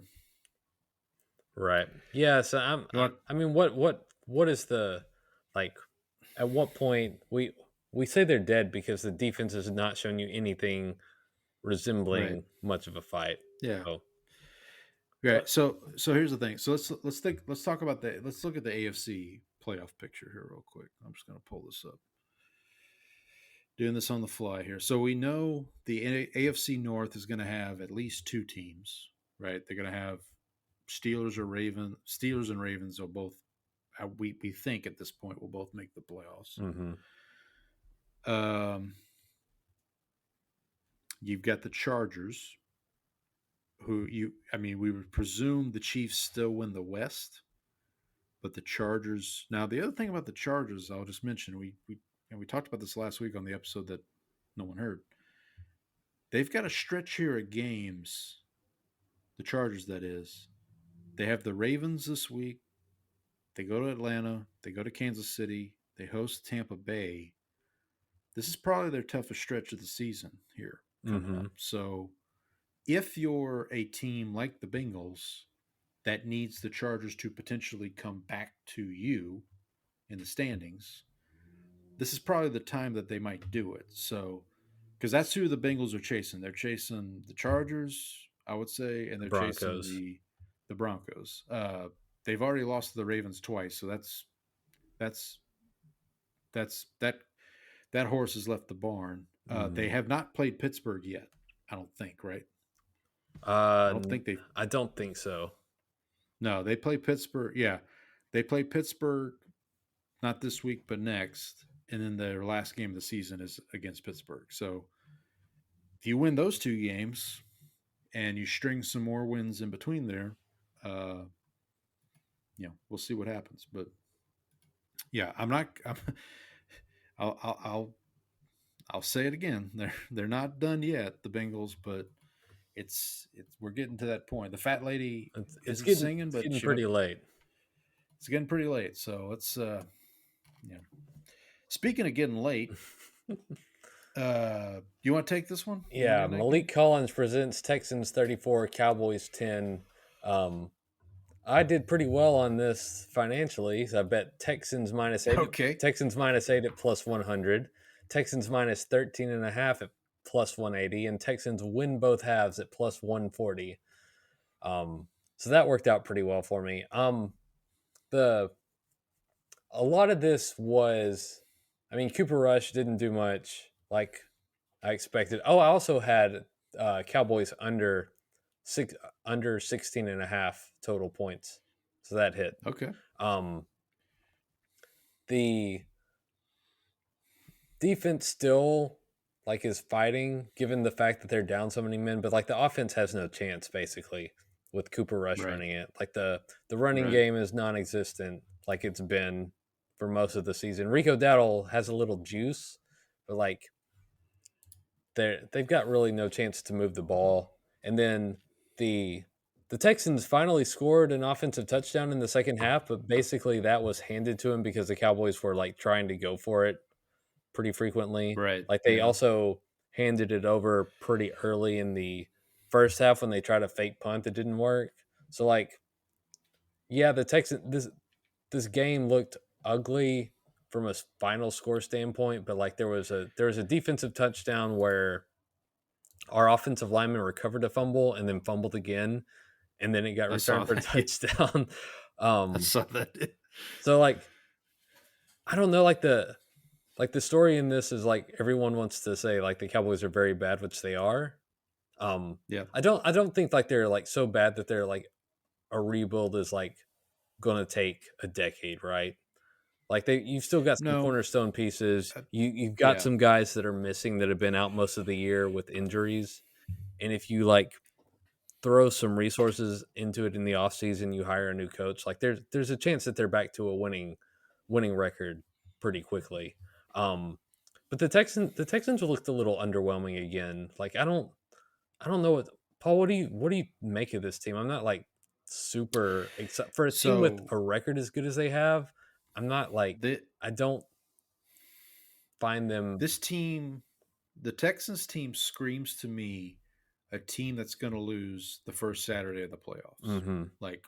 They're going to host that NBC early window Saturday game, probably either the Ravens or the Chargers, and they're going to get bounced unless something weird happens. Like last year, they ended up getting the Browns with Flacco. And the magic wore off at that point. Yeah, the magic had worn off. Now, if they end up getting, but again, if they get a team like the Chargers, the way they're playing right now, or if the Ravens come in there, or even the Steelers, right? The only thing I could see is if the Steelers maybe take a step back and Russ starts to those long balls you know, don't. He's not connecting on the long ball anymore. That's the only of those three teams. That's the only one I could see the Texans maybe have a chance against. Mm-hmm. Stroud is definitely regressing, I think.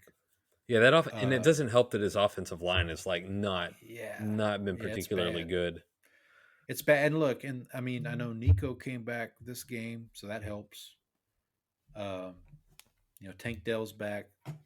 Again, if I were the Texans, man, I would just run Mixon till the till wheels he fall can't off, basically. till he can't run anymore. I mean, like because that's their best option right now. He is the MVP of that team right now, in my opinion. Mm-hmm. Is like because when he runs the ball, that was actually part of my. You mentioned your wager. I had Mixon over 59.5 rushing yards. I think he had that in the first quarter. I had the money line on the Texans, and then I was sweating out I had under 48.5 total. So I had to sweat that out. But yeah, this Texans team is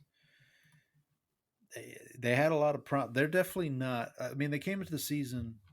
I think a lot of people at the beginning of the season felt like, okay, they can maybe be a top 4 AFC team, right? Mm-hmm. No, they're not there. And we've said it on this show before. If the Colts were competent at quarterback, Mm-hmm. the AFC South would definitely be in jeopardy for the Texans. And it still might be. It still might be, right? Like what happens if Stroud gets hurt? Like what happens if he gets hurt and then like Richardson plays like he played this past week? Who's their backup? Is it still Kyle Allen? No, it's Davis not Kyle Davis Mills? Yeah, I think it is Davis Mills. If I had to guess. Are you looking it up? No, I was not. Okay, that's fine. But we can. I want to say it's Davis Mills because I remember watching a game where he actually ended up coming in. Yeah, because didn't Stroud get banged up at one point? He did. He had to come out. Davis Mills is the current. Okay, yeah, current backup. Yeah, and I mean that's what I'm saying, man. Like if that happens, and then if Richardson continues to play like he's playing, or like he played this past week, now obviously that's the Jets. That's I understand, but like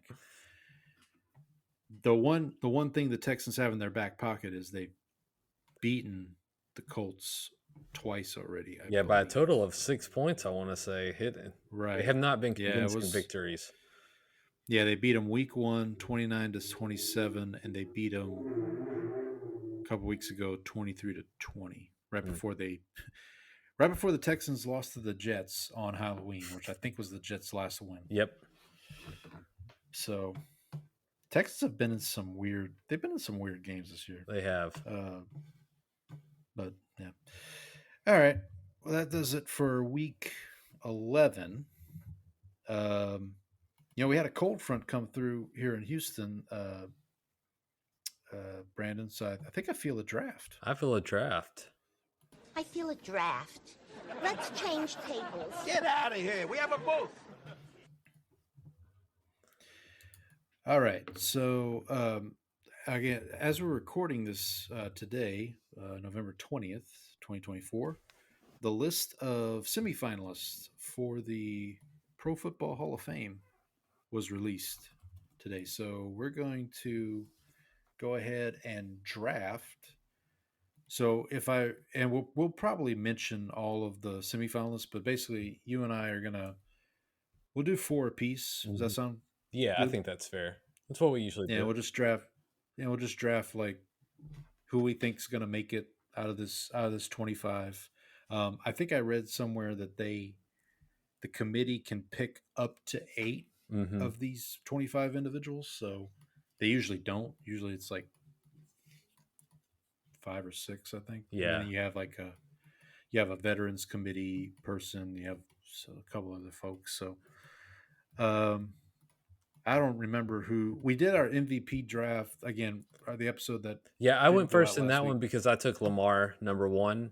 That's right. So, and my first pick, by the way, I took Josh Allen with my first pick, and I sprinkled a little bit on him in rebet.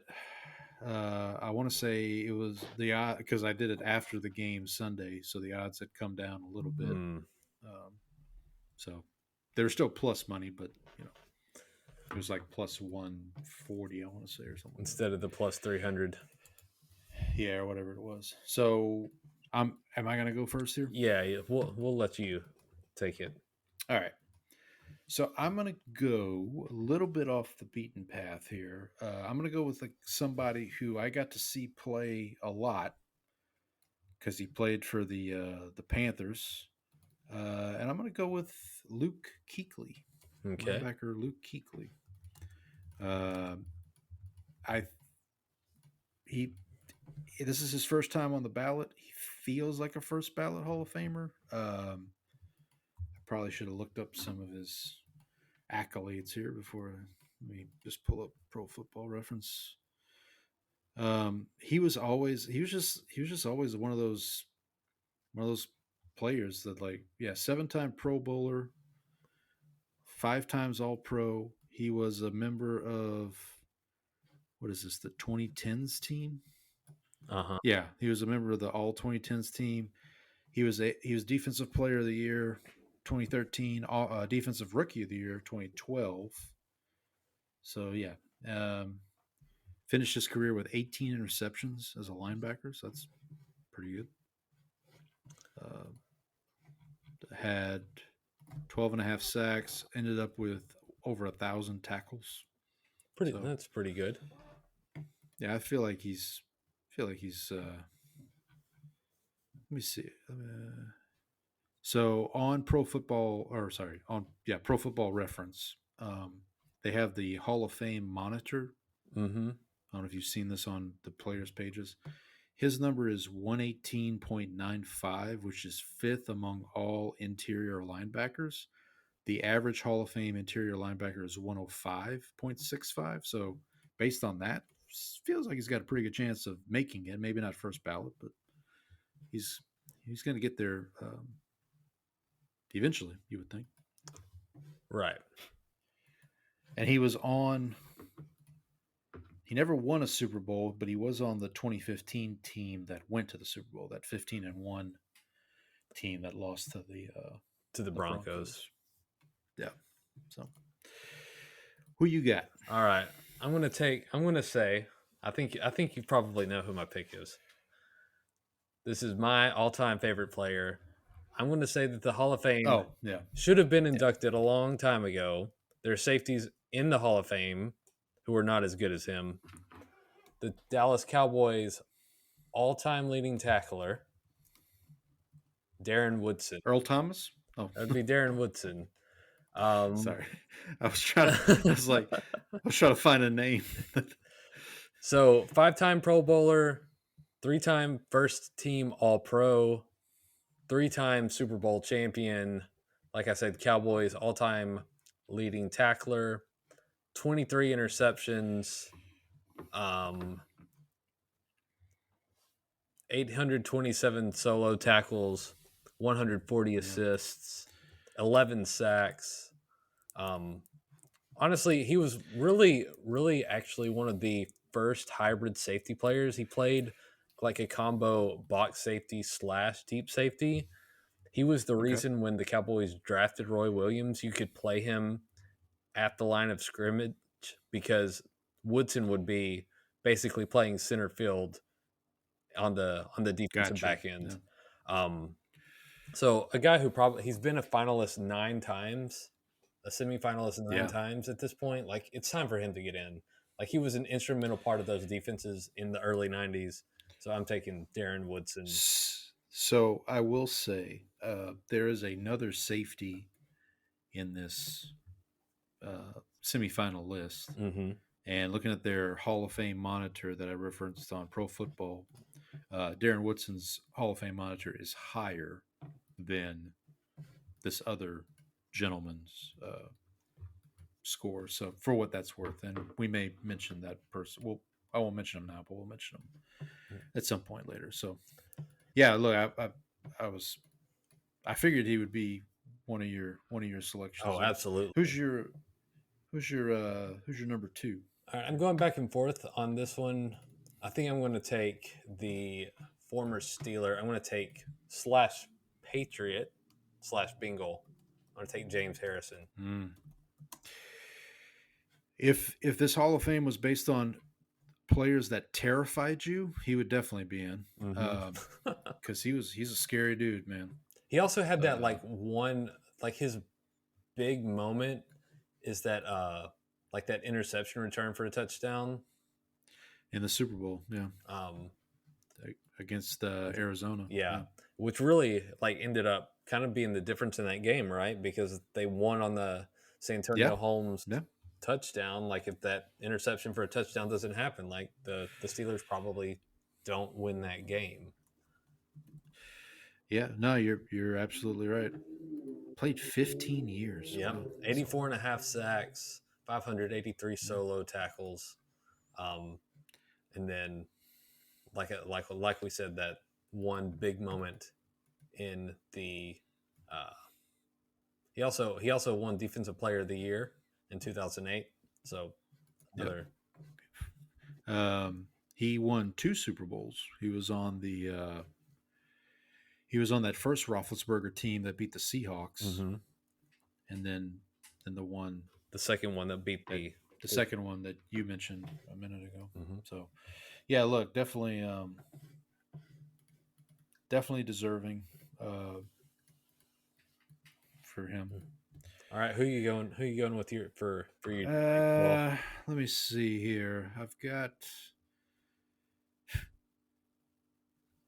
So I'm just checking something real quick here, and then I'll. Okay, so you took one of your guys, so I guess I'm going to take one of my guys. Fair is I'm fair. going to go with again. This is a little off the beaten path. I'm going to go with Jari Evans, who was a guard for the Saints. Played 11 years for the Saints. He finished his career in Green Bay in 2017. He actually just went into the Saints Ring of Honor this past weekend. So he's fresh in the mind. But this guy was he was an underrated part of the Breeze Peyton teams. As we all know, Drew Brees, not the tallest fella. So he had to have good guard play to kind of keep his line of sight clear and all that. And Jari Evans was a big part of that for, as I said, for 11 years there. He actually, he started with Breeze and Peyton. He came in 2006 with both Breeze and Peyton. Was he drafted or was he? Yeah, he was a 4th-round pick in 2006. Made the Pro Bowl 6 times. He was a 4-time All-Pro. He was on the All 2010s team. Obviously, he was part of the Super Bowl champion team in 2009. His Hall of Fame monitor, according to Pro Football Reference, again for what it's worth, 97.25. That is 9th among guards.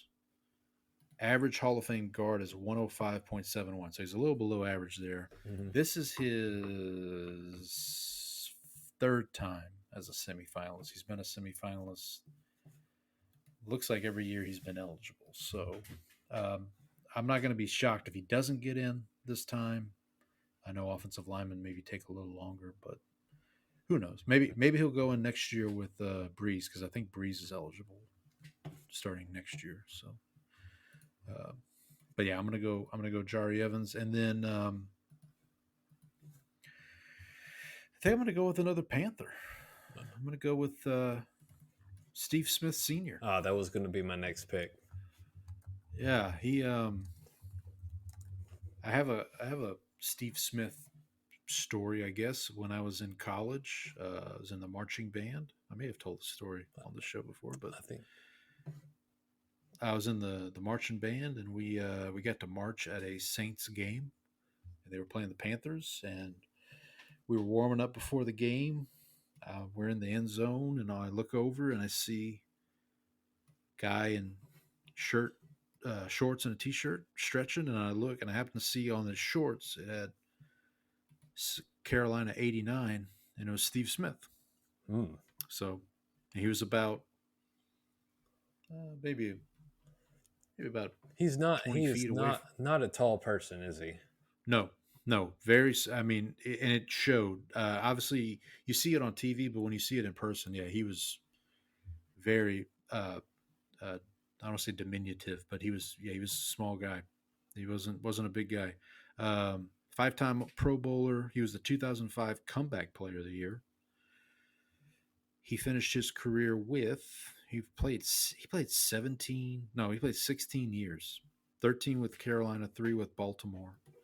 At the end there. Mm-hmm. Finished his career with 1,031 receptions, 14,731 yards. His Hall of Fame score or Hall of Fame monitor is 99.91.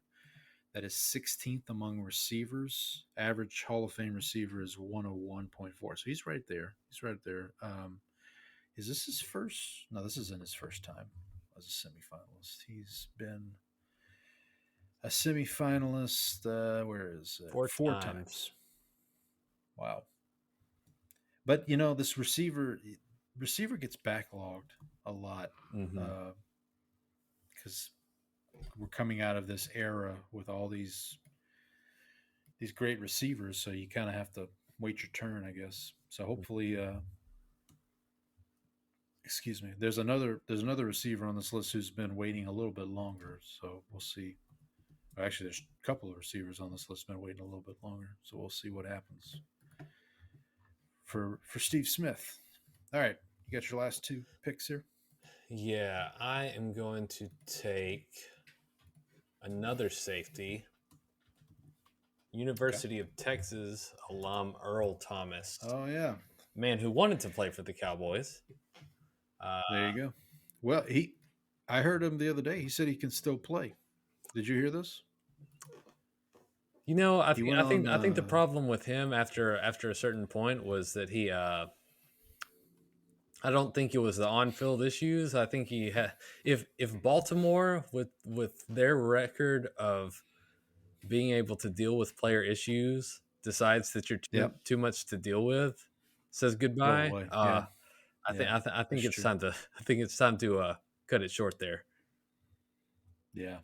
But definitely. I mean, look, he was anchor of that Legion of Boom defense for just one of those years. True like center field safeties who could actually like a lot of times you have like when you're trying to play like a cover 3 or a cover 1, you've got one guy back there, like you need to give him help or there needs to be something else, but he had the range to play like the full side to side in that defense. And that's what really, I mean, it was the players that made that.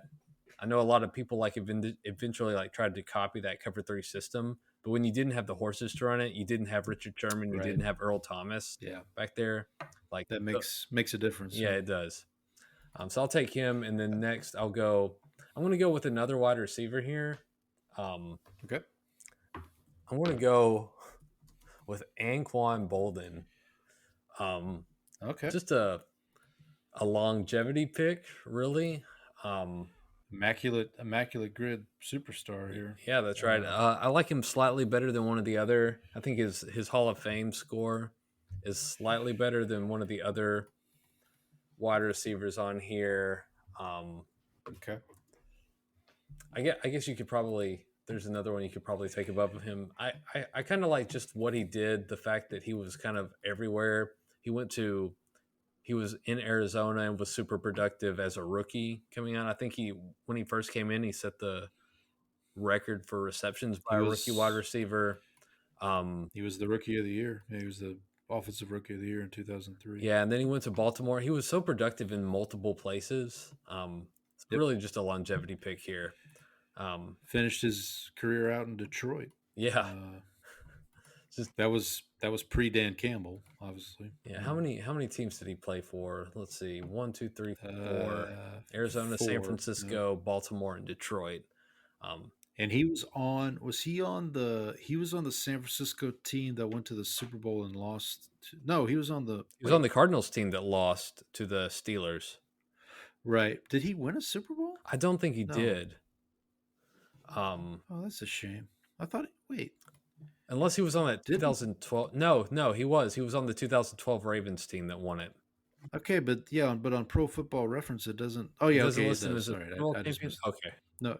No, it does. It Okay. does. I missed it. I just Okay. missed it. Okay, so he did win a Super Bowl. Good for him. I'm glad he did. Um, Right. yeah, 81.02 is his Hall of Fame monitor score on Pro Football Reference. Going back to Earl Thomas real quick. Do you know where Earl Thomas was born? He was born in it was somewhere near the Texas border. Yep. They got hit by a hurricane at one point, and that's why I remember. I don't remember the name of the town though. Orange? Orange, Yeah. Texas. Orange, Texas. Yeah, I drive through Orange every time I go to see my mom in Louisiana. Oh.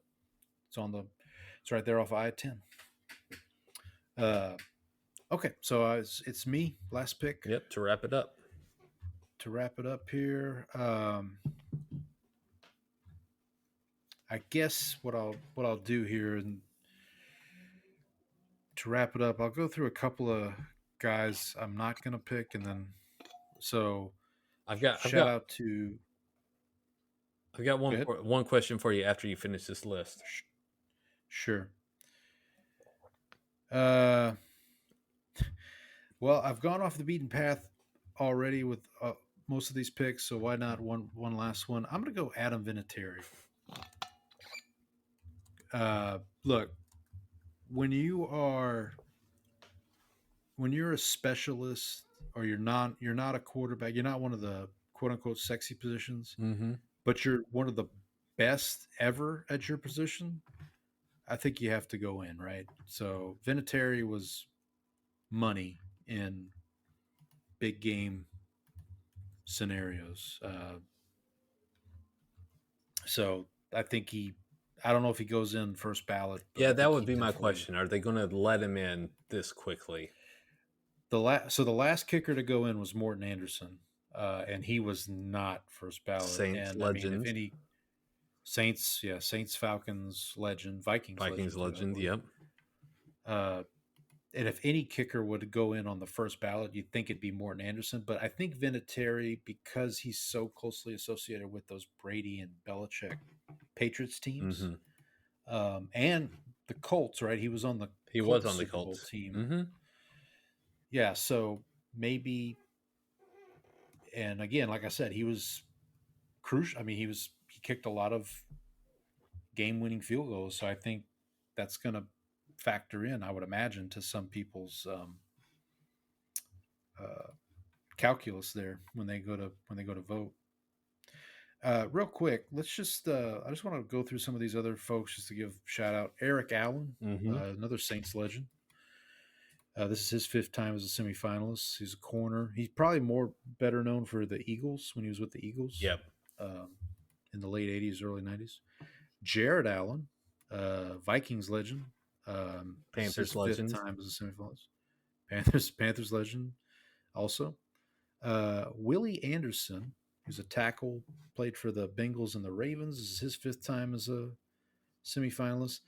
Somebody I'm surprised neither one of us picked, Antonio Gates. He played basketball. He did. I've heard such things. I mean, look, if Tony Gonzalez got in, right? Then yeah, I wouldn't be surprised if he got in. Right. Neither of us picked. Nobody picked Rodney Harrison, right? Mm-hmm. Yeah, he was the one that right was slightly lower. He's lower than Darren Woodson in the scores. That's who I was referring to. Yeah, that's who I was referring to. One of the things when I looked up the list, but like John Lynch is right below Darren Woodson on the Hall of Fame score, and he's already in. So if he's in, why isn't Woodson in? Is my question. You would think, yeah. This is Rodney Harrison's fourth time as a semifinalist. Torrey. This is his 11th. This is what I'm talking about with the receiver backlog. Like I think Torrey Holt's going to get in before. Yeah, he's probably the other receiver I would have picked. Yeah, guys like Steve Smith. Mm-hmm. Okay, here's the one. Eli Manning. That was going to be my question. I don't think he's a first ballot Hall of Famer. I think he gets in eventually, but if you take away those 2 Super Bowl runs, like That's. I mean, I don't think he ever made the playoffs outside of that. I know he's top 15 all time in like yards, completions, touchdowns, all that stuff, but like yeah, I just don't, and I don't mean it as disrespect. I just don't see him as a first ballot. We can say Slam that, but dunk I Hall of would Famer. not be surprised if he. Oh no, yeah, I wouldn't be surprised either. But We're gonna pass. let's see. Yeah. If it was up to me, I would. Yeah, if I had a vote, I wouldn't. It wouldn't be for him.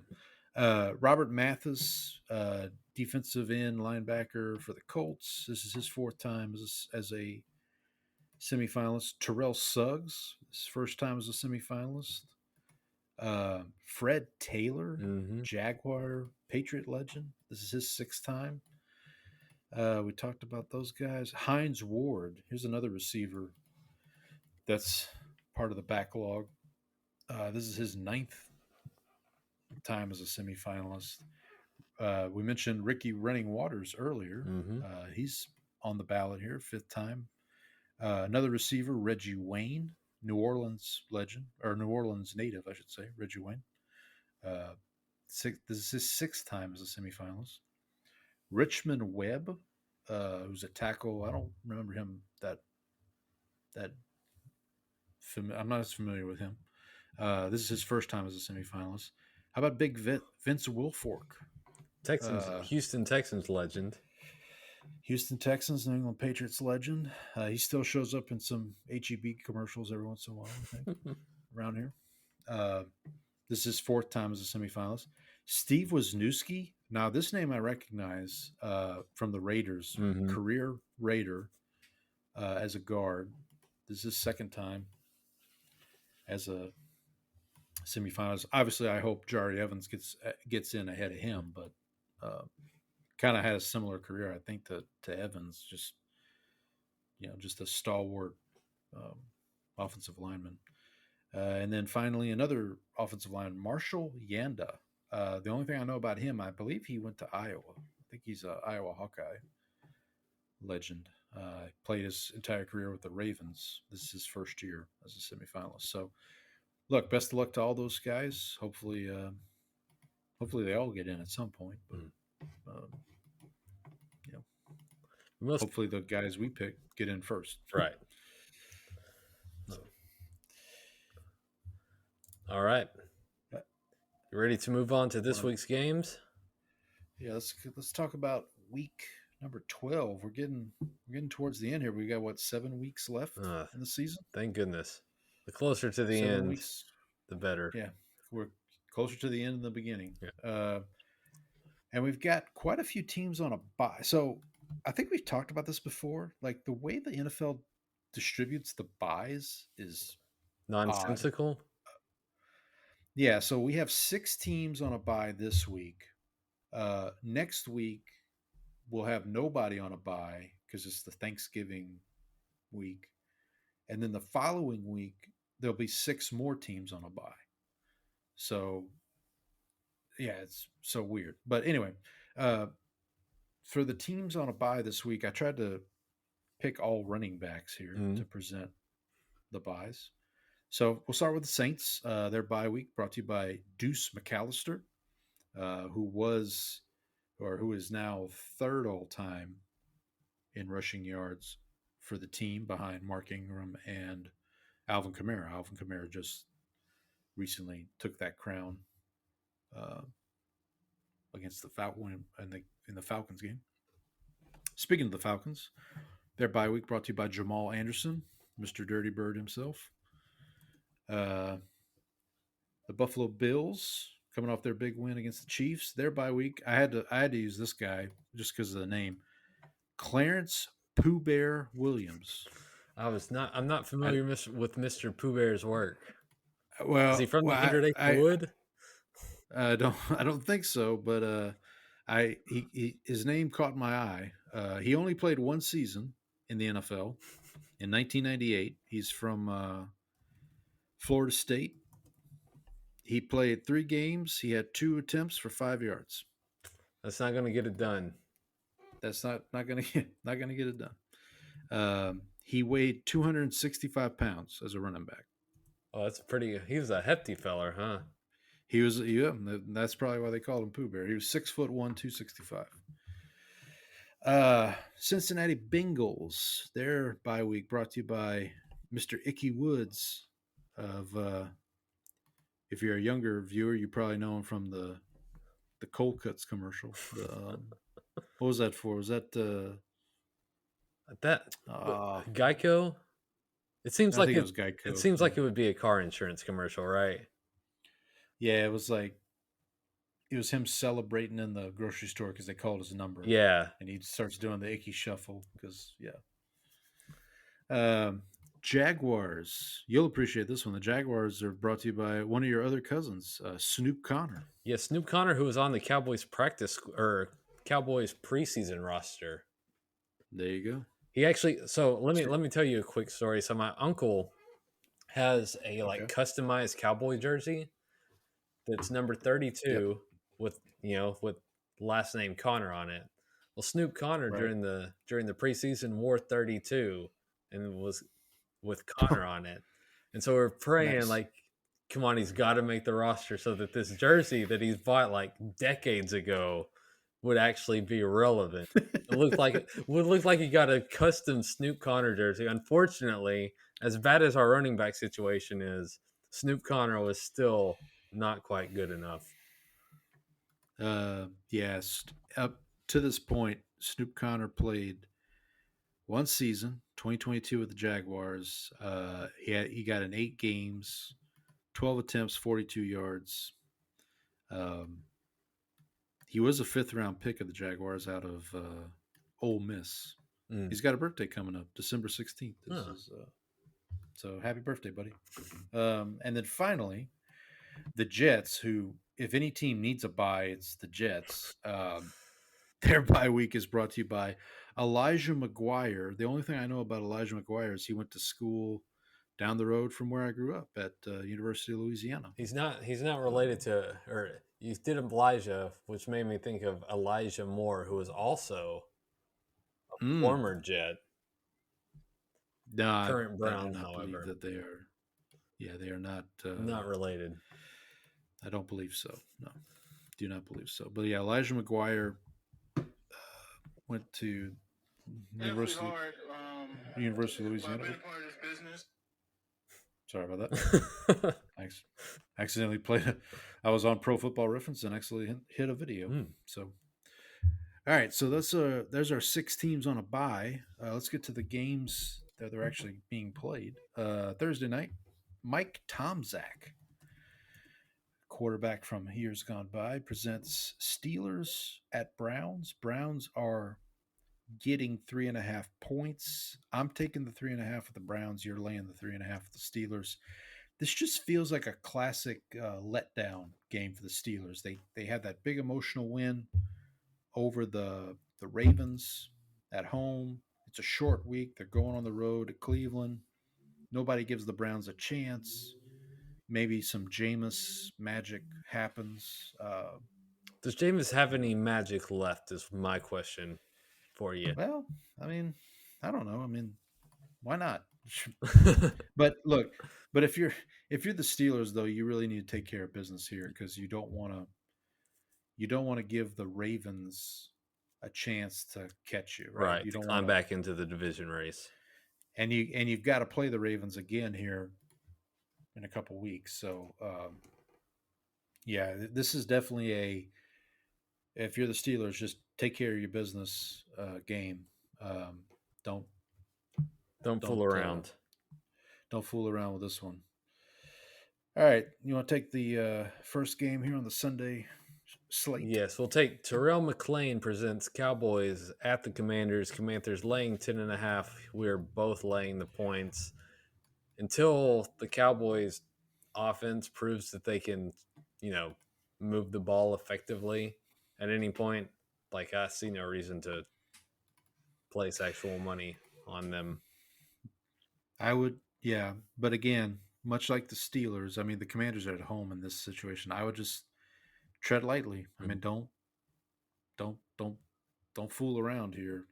Take care of business and get and move along to Yeah, keep your the next. quarterback from taking too many Micah Parsons, Yeah, running into Micah for real. Parsons too many times. Absolutely. All right. Kelvin Benjamin, Florida State. You know, so we talked about Jameis Winston earlier. This is Jameis Winston's former teammate at Florida State, Kelvin Benjamin.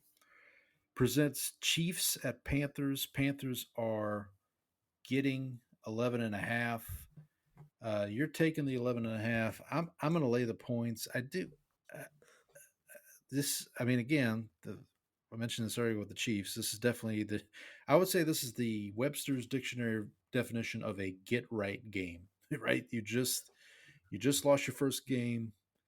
Um, this is the one that's going to hopefully get you back on track, right? Yeah, you know what? I'm gonna take, just given the fact that the Chiefs, like, I like Spagnuolo. I think he kind of have a defensive game plan lined up for this team. Yeah. I'm gonna flip. I'm gonna take I'm gonna lay the points here. The one thing I will say, Panthers are coming off their bye, Mm-hmm. right? And they've won 2 in a row. By the way, this is a matchup of the only two teams. Well, no, I guess it's not true anymore. Well, The only two teams. so what Oh, was one possession game. the only? No, the Chiefs. Yeah. The Chiefs. They're still undefeated in one possession games because the Bills Okay, game that's what I was going to say. was Yes. not a one possession game. Fair enough. That's why I paused. Yeah, I couldn't remember if it was so. Yeah, so these two teams, I think the Chiefs are 8-0 in one possession games, and the Panthers are now 2-0 in one possession games. So if it's a one possession game, well, first of all, if it's a one possession game, we're both in trouble. Yep. But that notwithstanding, The unstoppable force meets the immovable object. Something like that. All right, moving on here. Chester Taylor, another running back, presents Vikings at Bears. Bears plus 3.5. I have no idea why I'm taking the points with That's the a good Bears here, question. but I think you know what it is. I was looking at my picks from the preseason, and I think I took the Bears. So I was just like, yeah. So you haven't what the learned hell? anything from actually watching the games that have happened. Yeah. Nah. But look, here's the thing. Here's what I'll say. We mentioned this with the Vikings earlier. Can they continue to just like find ways to win? I know Flores has got that defense clicking. They're playing well. But if, this is in Chicago, if Darnold, I don't know what the weather is going to be like. The Bears this defense, or weekend, the but- Bears offensive line is also incredibly bad. That's probably not the kind of unit I'd want to send up against a That's true. You know what? Flores defense. Screw it. I'm changing my pick. I'm gonna go Vikings. There you go. Talk some sense into you. You convinced me. I'm gonna change. Let me change it on my pick'em too while we're here. You go ahead and take the next one. All right.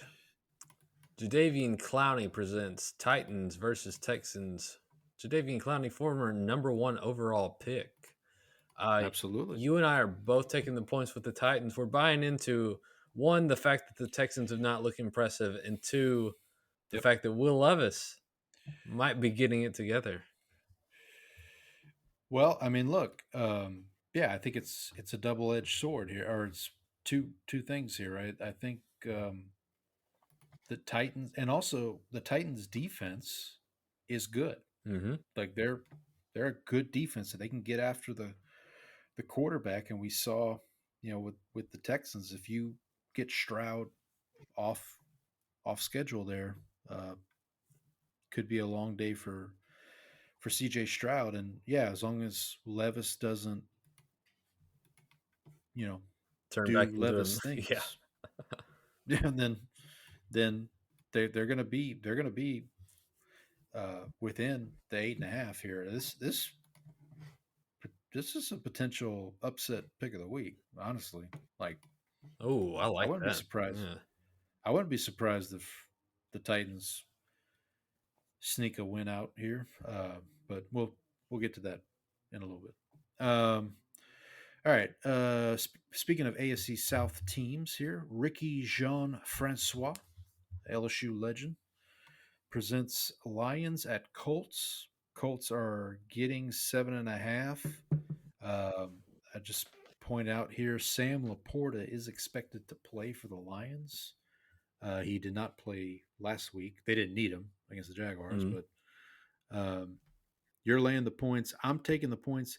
Again, this is the Lions are kind of beating up on these AFC South teams.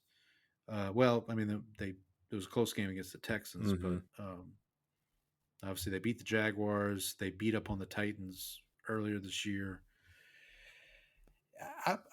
I'm really interested to see how Anthony Richardson plays in this game. Because I mean that's going to be basically what decides the game. If Richardson plays like he did against the Jets, then I think the Colts keep this close potentially. If he plays like he played against the Texans that got him benched, then it might be a long day for the Colts. If you're the Lions, you just want to get a win and stay healthy. Yeah, for me, this is I will pick with the Lions until they give me a reason not to. That's fair. Yeah. That's fair. I just see this as a sneaky, like, Lions are riding high. The Colts. The other thing, again just throw this out there. Like, the Colts are still in the playoff hunt. They're not totally out of it, so they got something to play for. And if they catch the Lions snoozing, maybe they can get an upset here. But yeah, so I'll go plus 7.5 on that. Moving on to the next game here, Rob Ninkovich, presents Patriots at Dolphins. Dolphins laying the 7.5. Looks like we're both taking 7.5 with the Patriots. We love the Drake. Gotta love the Drake. Gotta love the Drake. Yeah, absolutely. Look, I think this is another example of a game. I think the Patriots have a good chance to win this game. It comes down again to Tua. Like, if Tua's healthy and on the money, there should be an easy win for the Dolphins. But it's a divisional game, though. Those can tend to be a little more competitive. So especially like the 7.5. Maybe if this were 6.5, I'd feel a little bit better about laying those points. But 7.5 for sure. Going to take the Patriots here. Would you potentially tease this? Oh yeah, this would be a big teaser candidate, I think. Tease it down to 1.5. Yeah, the thing is with the Dolphins, like, you're always also, like, when you're betting on them as a favorite, you're also betting that Tua stays healthy for the whole game. So right. That's kind of part of it too. Yeah. All right. Last early game presented by Michael Clayton, LSU legend Michael Clayton, also the name of a great movie starring George Clooney from years gone by. Buccaneers at Giants. Giants are getting 5.5 points with Tommy DeVito at quarterback. So Vegas knows something, I guess. Well, actually, had they announced DeVito when this line came out? I'm not sure. It's still, it's still 6. It's 5.5 at most places. So it hasn't. Yeah, it's moved. It hasn't moved that much. I'm seeing -6 on ESPN right now. We're both laying the points. Looks like Mike Evans is going to play, so that's good news for the Bucs. It's good news for my fantasy team. It's good news for your fantasy team. Look, we talked about the Falcons earlier. If the Falcons continue to play like they did against Denver, Buccaneers are not out of the NFC South division race, right? They're only now. The problem is they've lost to Atlanta twice already. Yep. So that's not great. But their schedule, Tampa Bay's schedule, that is, is pretty favorable down the stretch here. They're coming off their bye this week, but they have at Giants, at Panthers, home Raiders, at Chargers, at Cowboys, home Panthers, home Saints. That's a pretty manageable schedule. So we'll see what happens for them.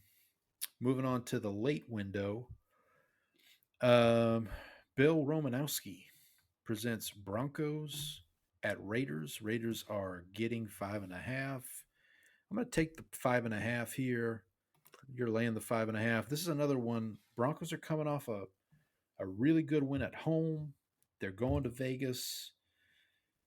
What does Vegas have to play for, right? Like there's nothing for them to play for. Well, maybe Minshew Mania can run wild one more time and get them a win. I don't know. But Yeah, just the Raiders have shown me nothing to like have any sort of faith in. A, their playmakers. B, their decision making on the field with Antonio Pierce. that's true. That you make a good point. I'll stick with them. I'm not gonna flip like I did on the other one, but we'll see. For the Broncos, look, just keep winning, right? Just keep piling up wins. Maybe you can. Maybe the 7th seed isn't their ceiling in the AFC. We'll see. Who knows?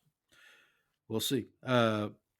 This next one's probably the game of the week. Well, at least except for the Sunday and Monday night game, as I would say. Mark Roman. For those of you who don't know who Mark Roman is an LSU legend. He went to New Iberia High School, which is very close to where I grew up. I actually got to see him play in high school. He was a defensive back. He presents 49ers at Packers. Packers are laying 2.5. I mean, we're against each other on this one. I'm laying the 2.5. You're taking the 2.5 of the 49ers. Surely the 49ers will get right eventually, right? Well, if I keep betting and the thing is like the Packers are not.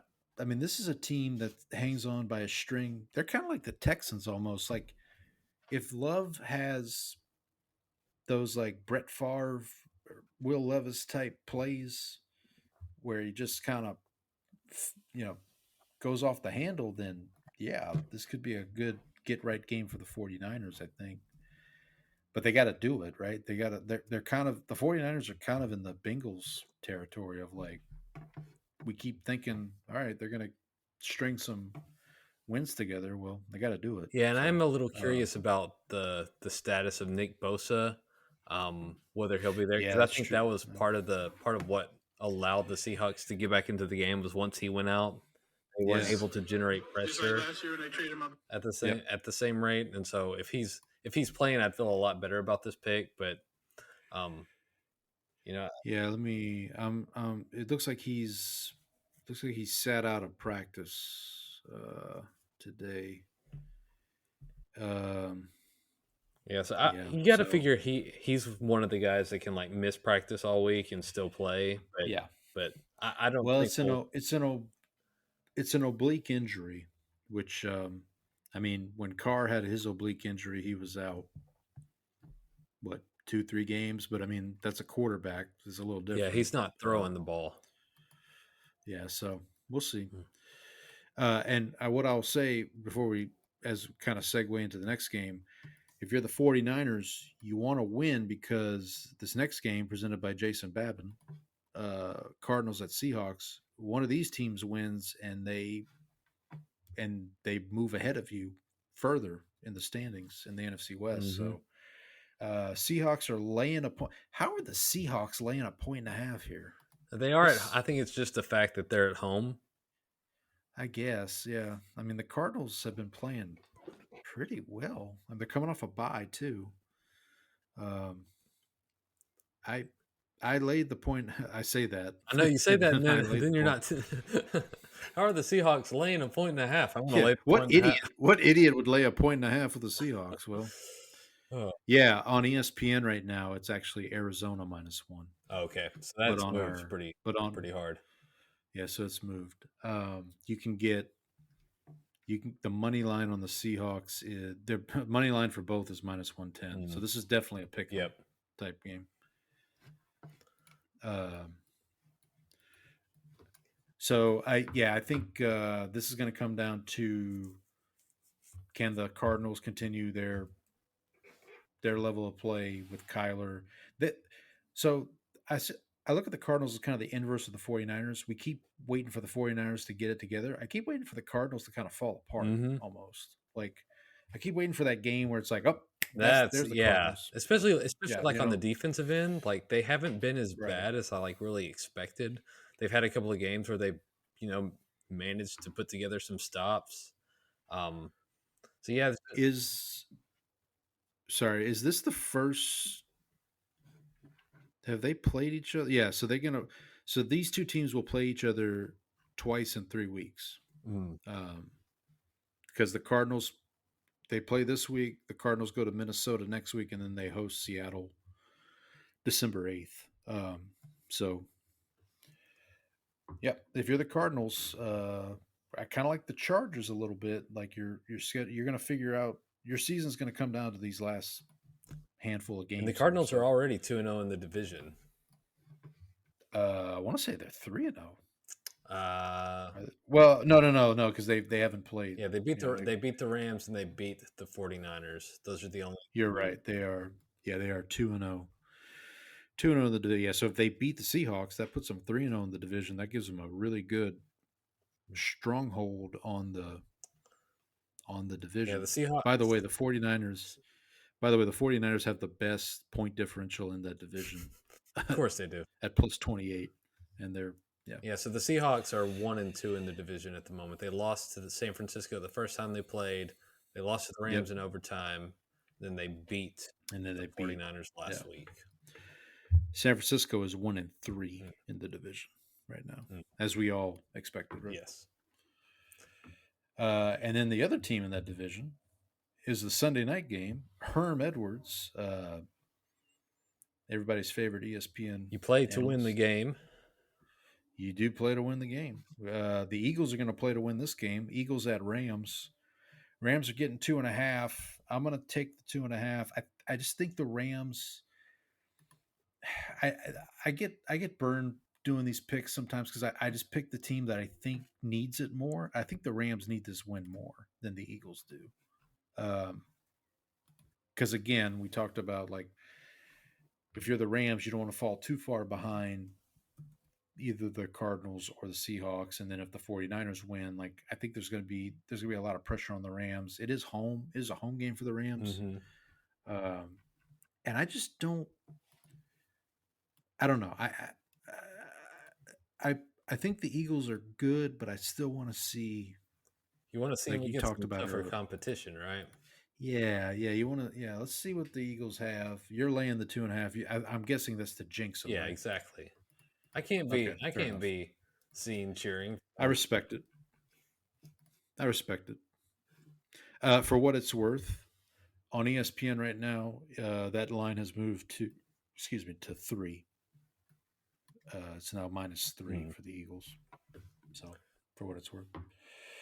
And last but not least, Monday night, the late great Jacoby Jones presents Ravens at Chargers. This is the Harbaugh Bowl. Chargers, the Harbaugh Bowl. The Chargers are getting 2.5.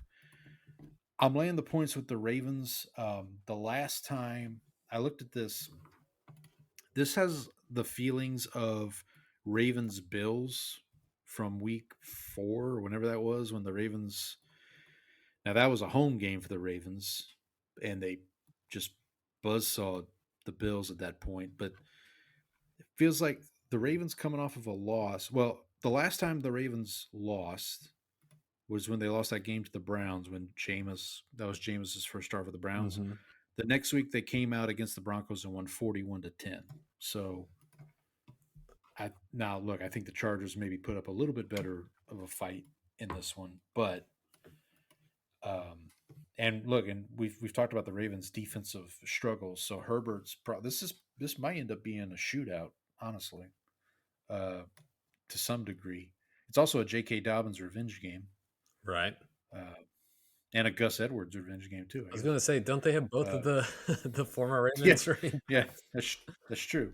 So I think this will be. Look, this is on paper. This might be the best Monday night game we've had so far. I don't. I can't think off the top of my head of a really good Monday night game we've seen, but I might actually have to try to stay up and watch this one. Yeah, I think I'm taking the Chargers based solely on the fact that the Ravens defense has been not great. So maybe Yeah. maybe they can hang close with them. Not super scientific here. 50.5 is the total. Ooh, that's a high You thinking scoring over? affair.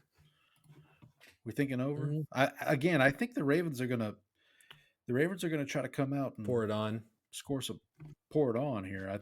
Now the Chargers, I don't know how good the Chargers defense is. Well, no, they are good. Now that I think about it, because I want to say they're the best scoring defense in the NFL. We're pretty close to it. Listen, Chargers. you just kind of have to hope that they get out of their own way and don't do what they did against Cincinnati, right?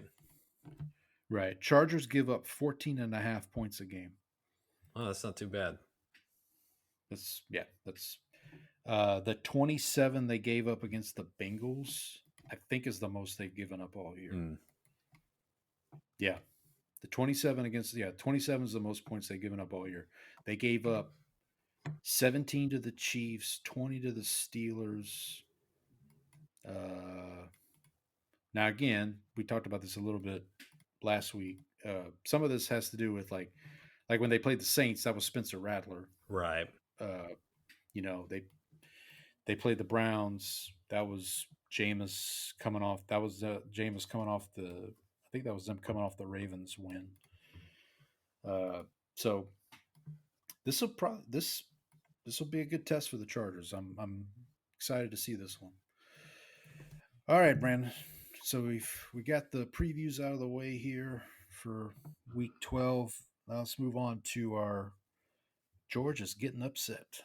This is not good. Worlds are colliding. Georgia's getting upset. All right, Brandon, who you got for your upset pick? All right, I'm going to go with they're due to get right. I want to take the San Francisco 49ers on the road against the Green Bay Packers. Are they turning in? Are the 49ers turning into your Jets? Pretty much. Like I can't keep possibly getting these wrong. The 49ers. I'm gonna go with what I alluded to earlier. I'm gonna go with the Titans. That was going to be my second pick. I didn't want to take I know you had talked about it, so I didn't want to take the same pick as you, but that's one I could definitely see happening. Yeah, I would. I also considered the Rams. Honestly, there's a couple of like sneaky ones in here. Mm-hmm. I actually considered, if I'm being honest, I actually considered the Browns. But that's but I'm gonna go. You're going 49ers. I'm going Titans. All right, let's move on to Jerry. It's a lock. Jerry, it's a lock. Kramer, you've had this thing under control for almost 3 years now. All right, Brandon, who you got? I'm going to take the Tampa Bay Buccaneers playing against Tommy DeVito. They're 5.5, 6 point favorites. I'm gonna take the NFC South Bucks. How about you, Paul? It would be too easy to pick the Chiefs or the Commanders. Yeah, the Chiefs one feels pretty. I'm gonna help you out here. I'm gonna take the Eagles. All right. I'm gonna hopefully jinx the Eagles against the Rams. Now remember, if you're parlaying at home, that's Titans money line and the Bucks. Yep. And I'm guessing you can get that. Oh, you can probably get pretty good. Probably be a pretty. I mean, the Titans are plus 8.5. Sweet. Probably a pretty good payout there. Just for yucks, before we sign off here, let me just pull that up real quick. I don't know if you can. Let's see. So if we're doing Bucks money line. So the Bucks money line is minus 310, Mm-hmm. at least on Rebet. The Titans money line is plus 290. Oh, really? I'm surprised. Parlay that I'm a little surprised it's that low. for a 2-leg parlay. It's plus 416. Not bad. That's not bad. So yeah, if you throw $5 on that, pays out $25.80. There we go. Making So money. there you go. So we're stacking up dimes. All right. Anything else you want to tell the fine folks before we sign off? If possible, I would advise against getting a stomach bug. Yeah, that's good. Don't do good it. Advice. Don't do it. Just like it's like betting on the Jets, right? Yep. Just don't do it. Don't do it. Just don't do it. All right. We'll see everybody next week as we get ready for the Thanksgiving Day slate of games and all the other games. So, but until then, happy football, everyone. Happy football.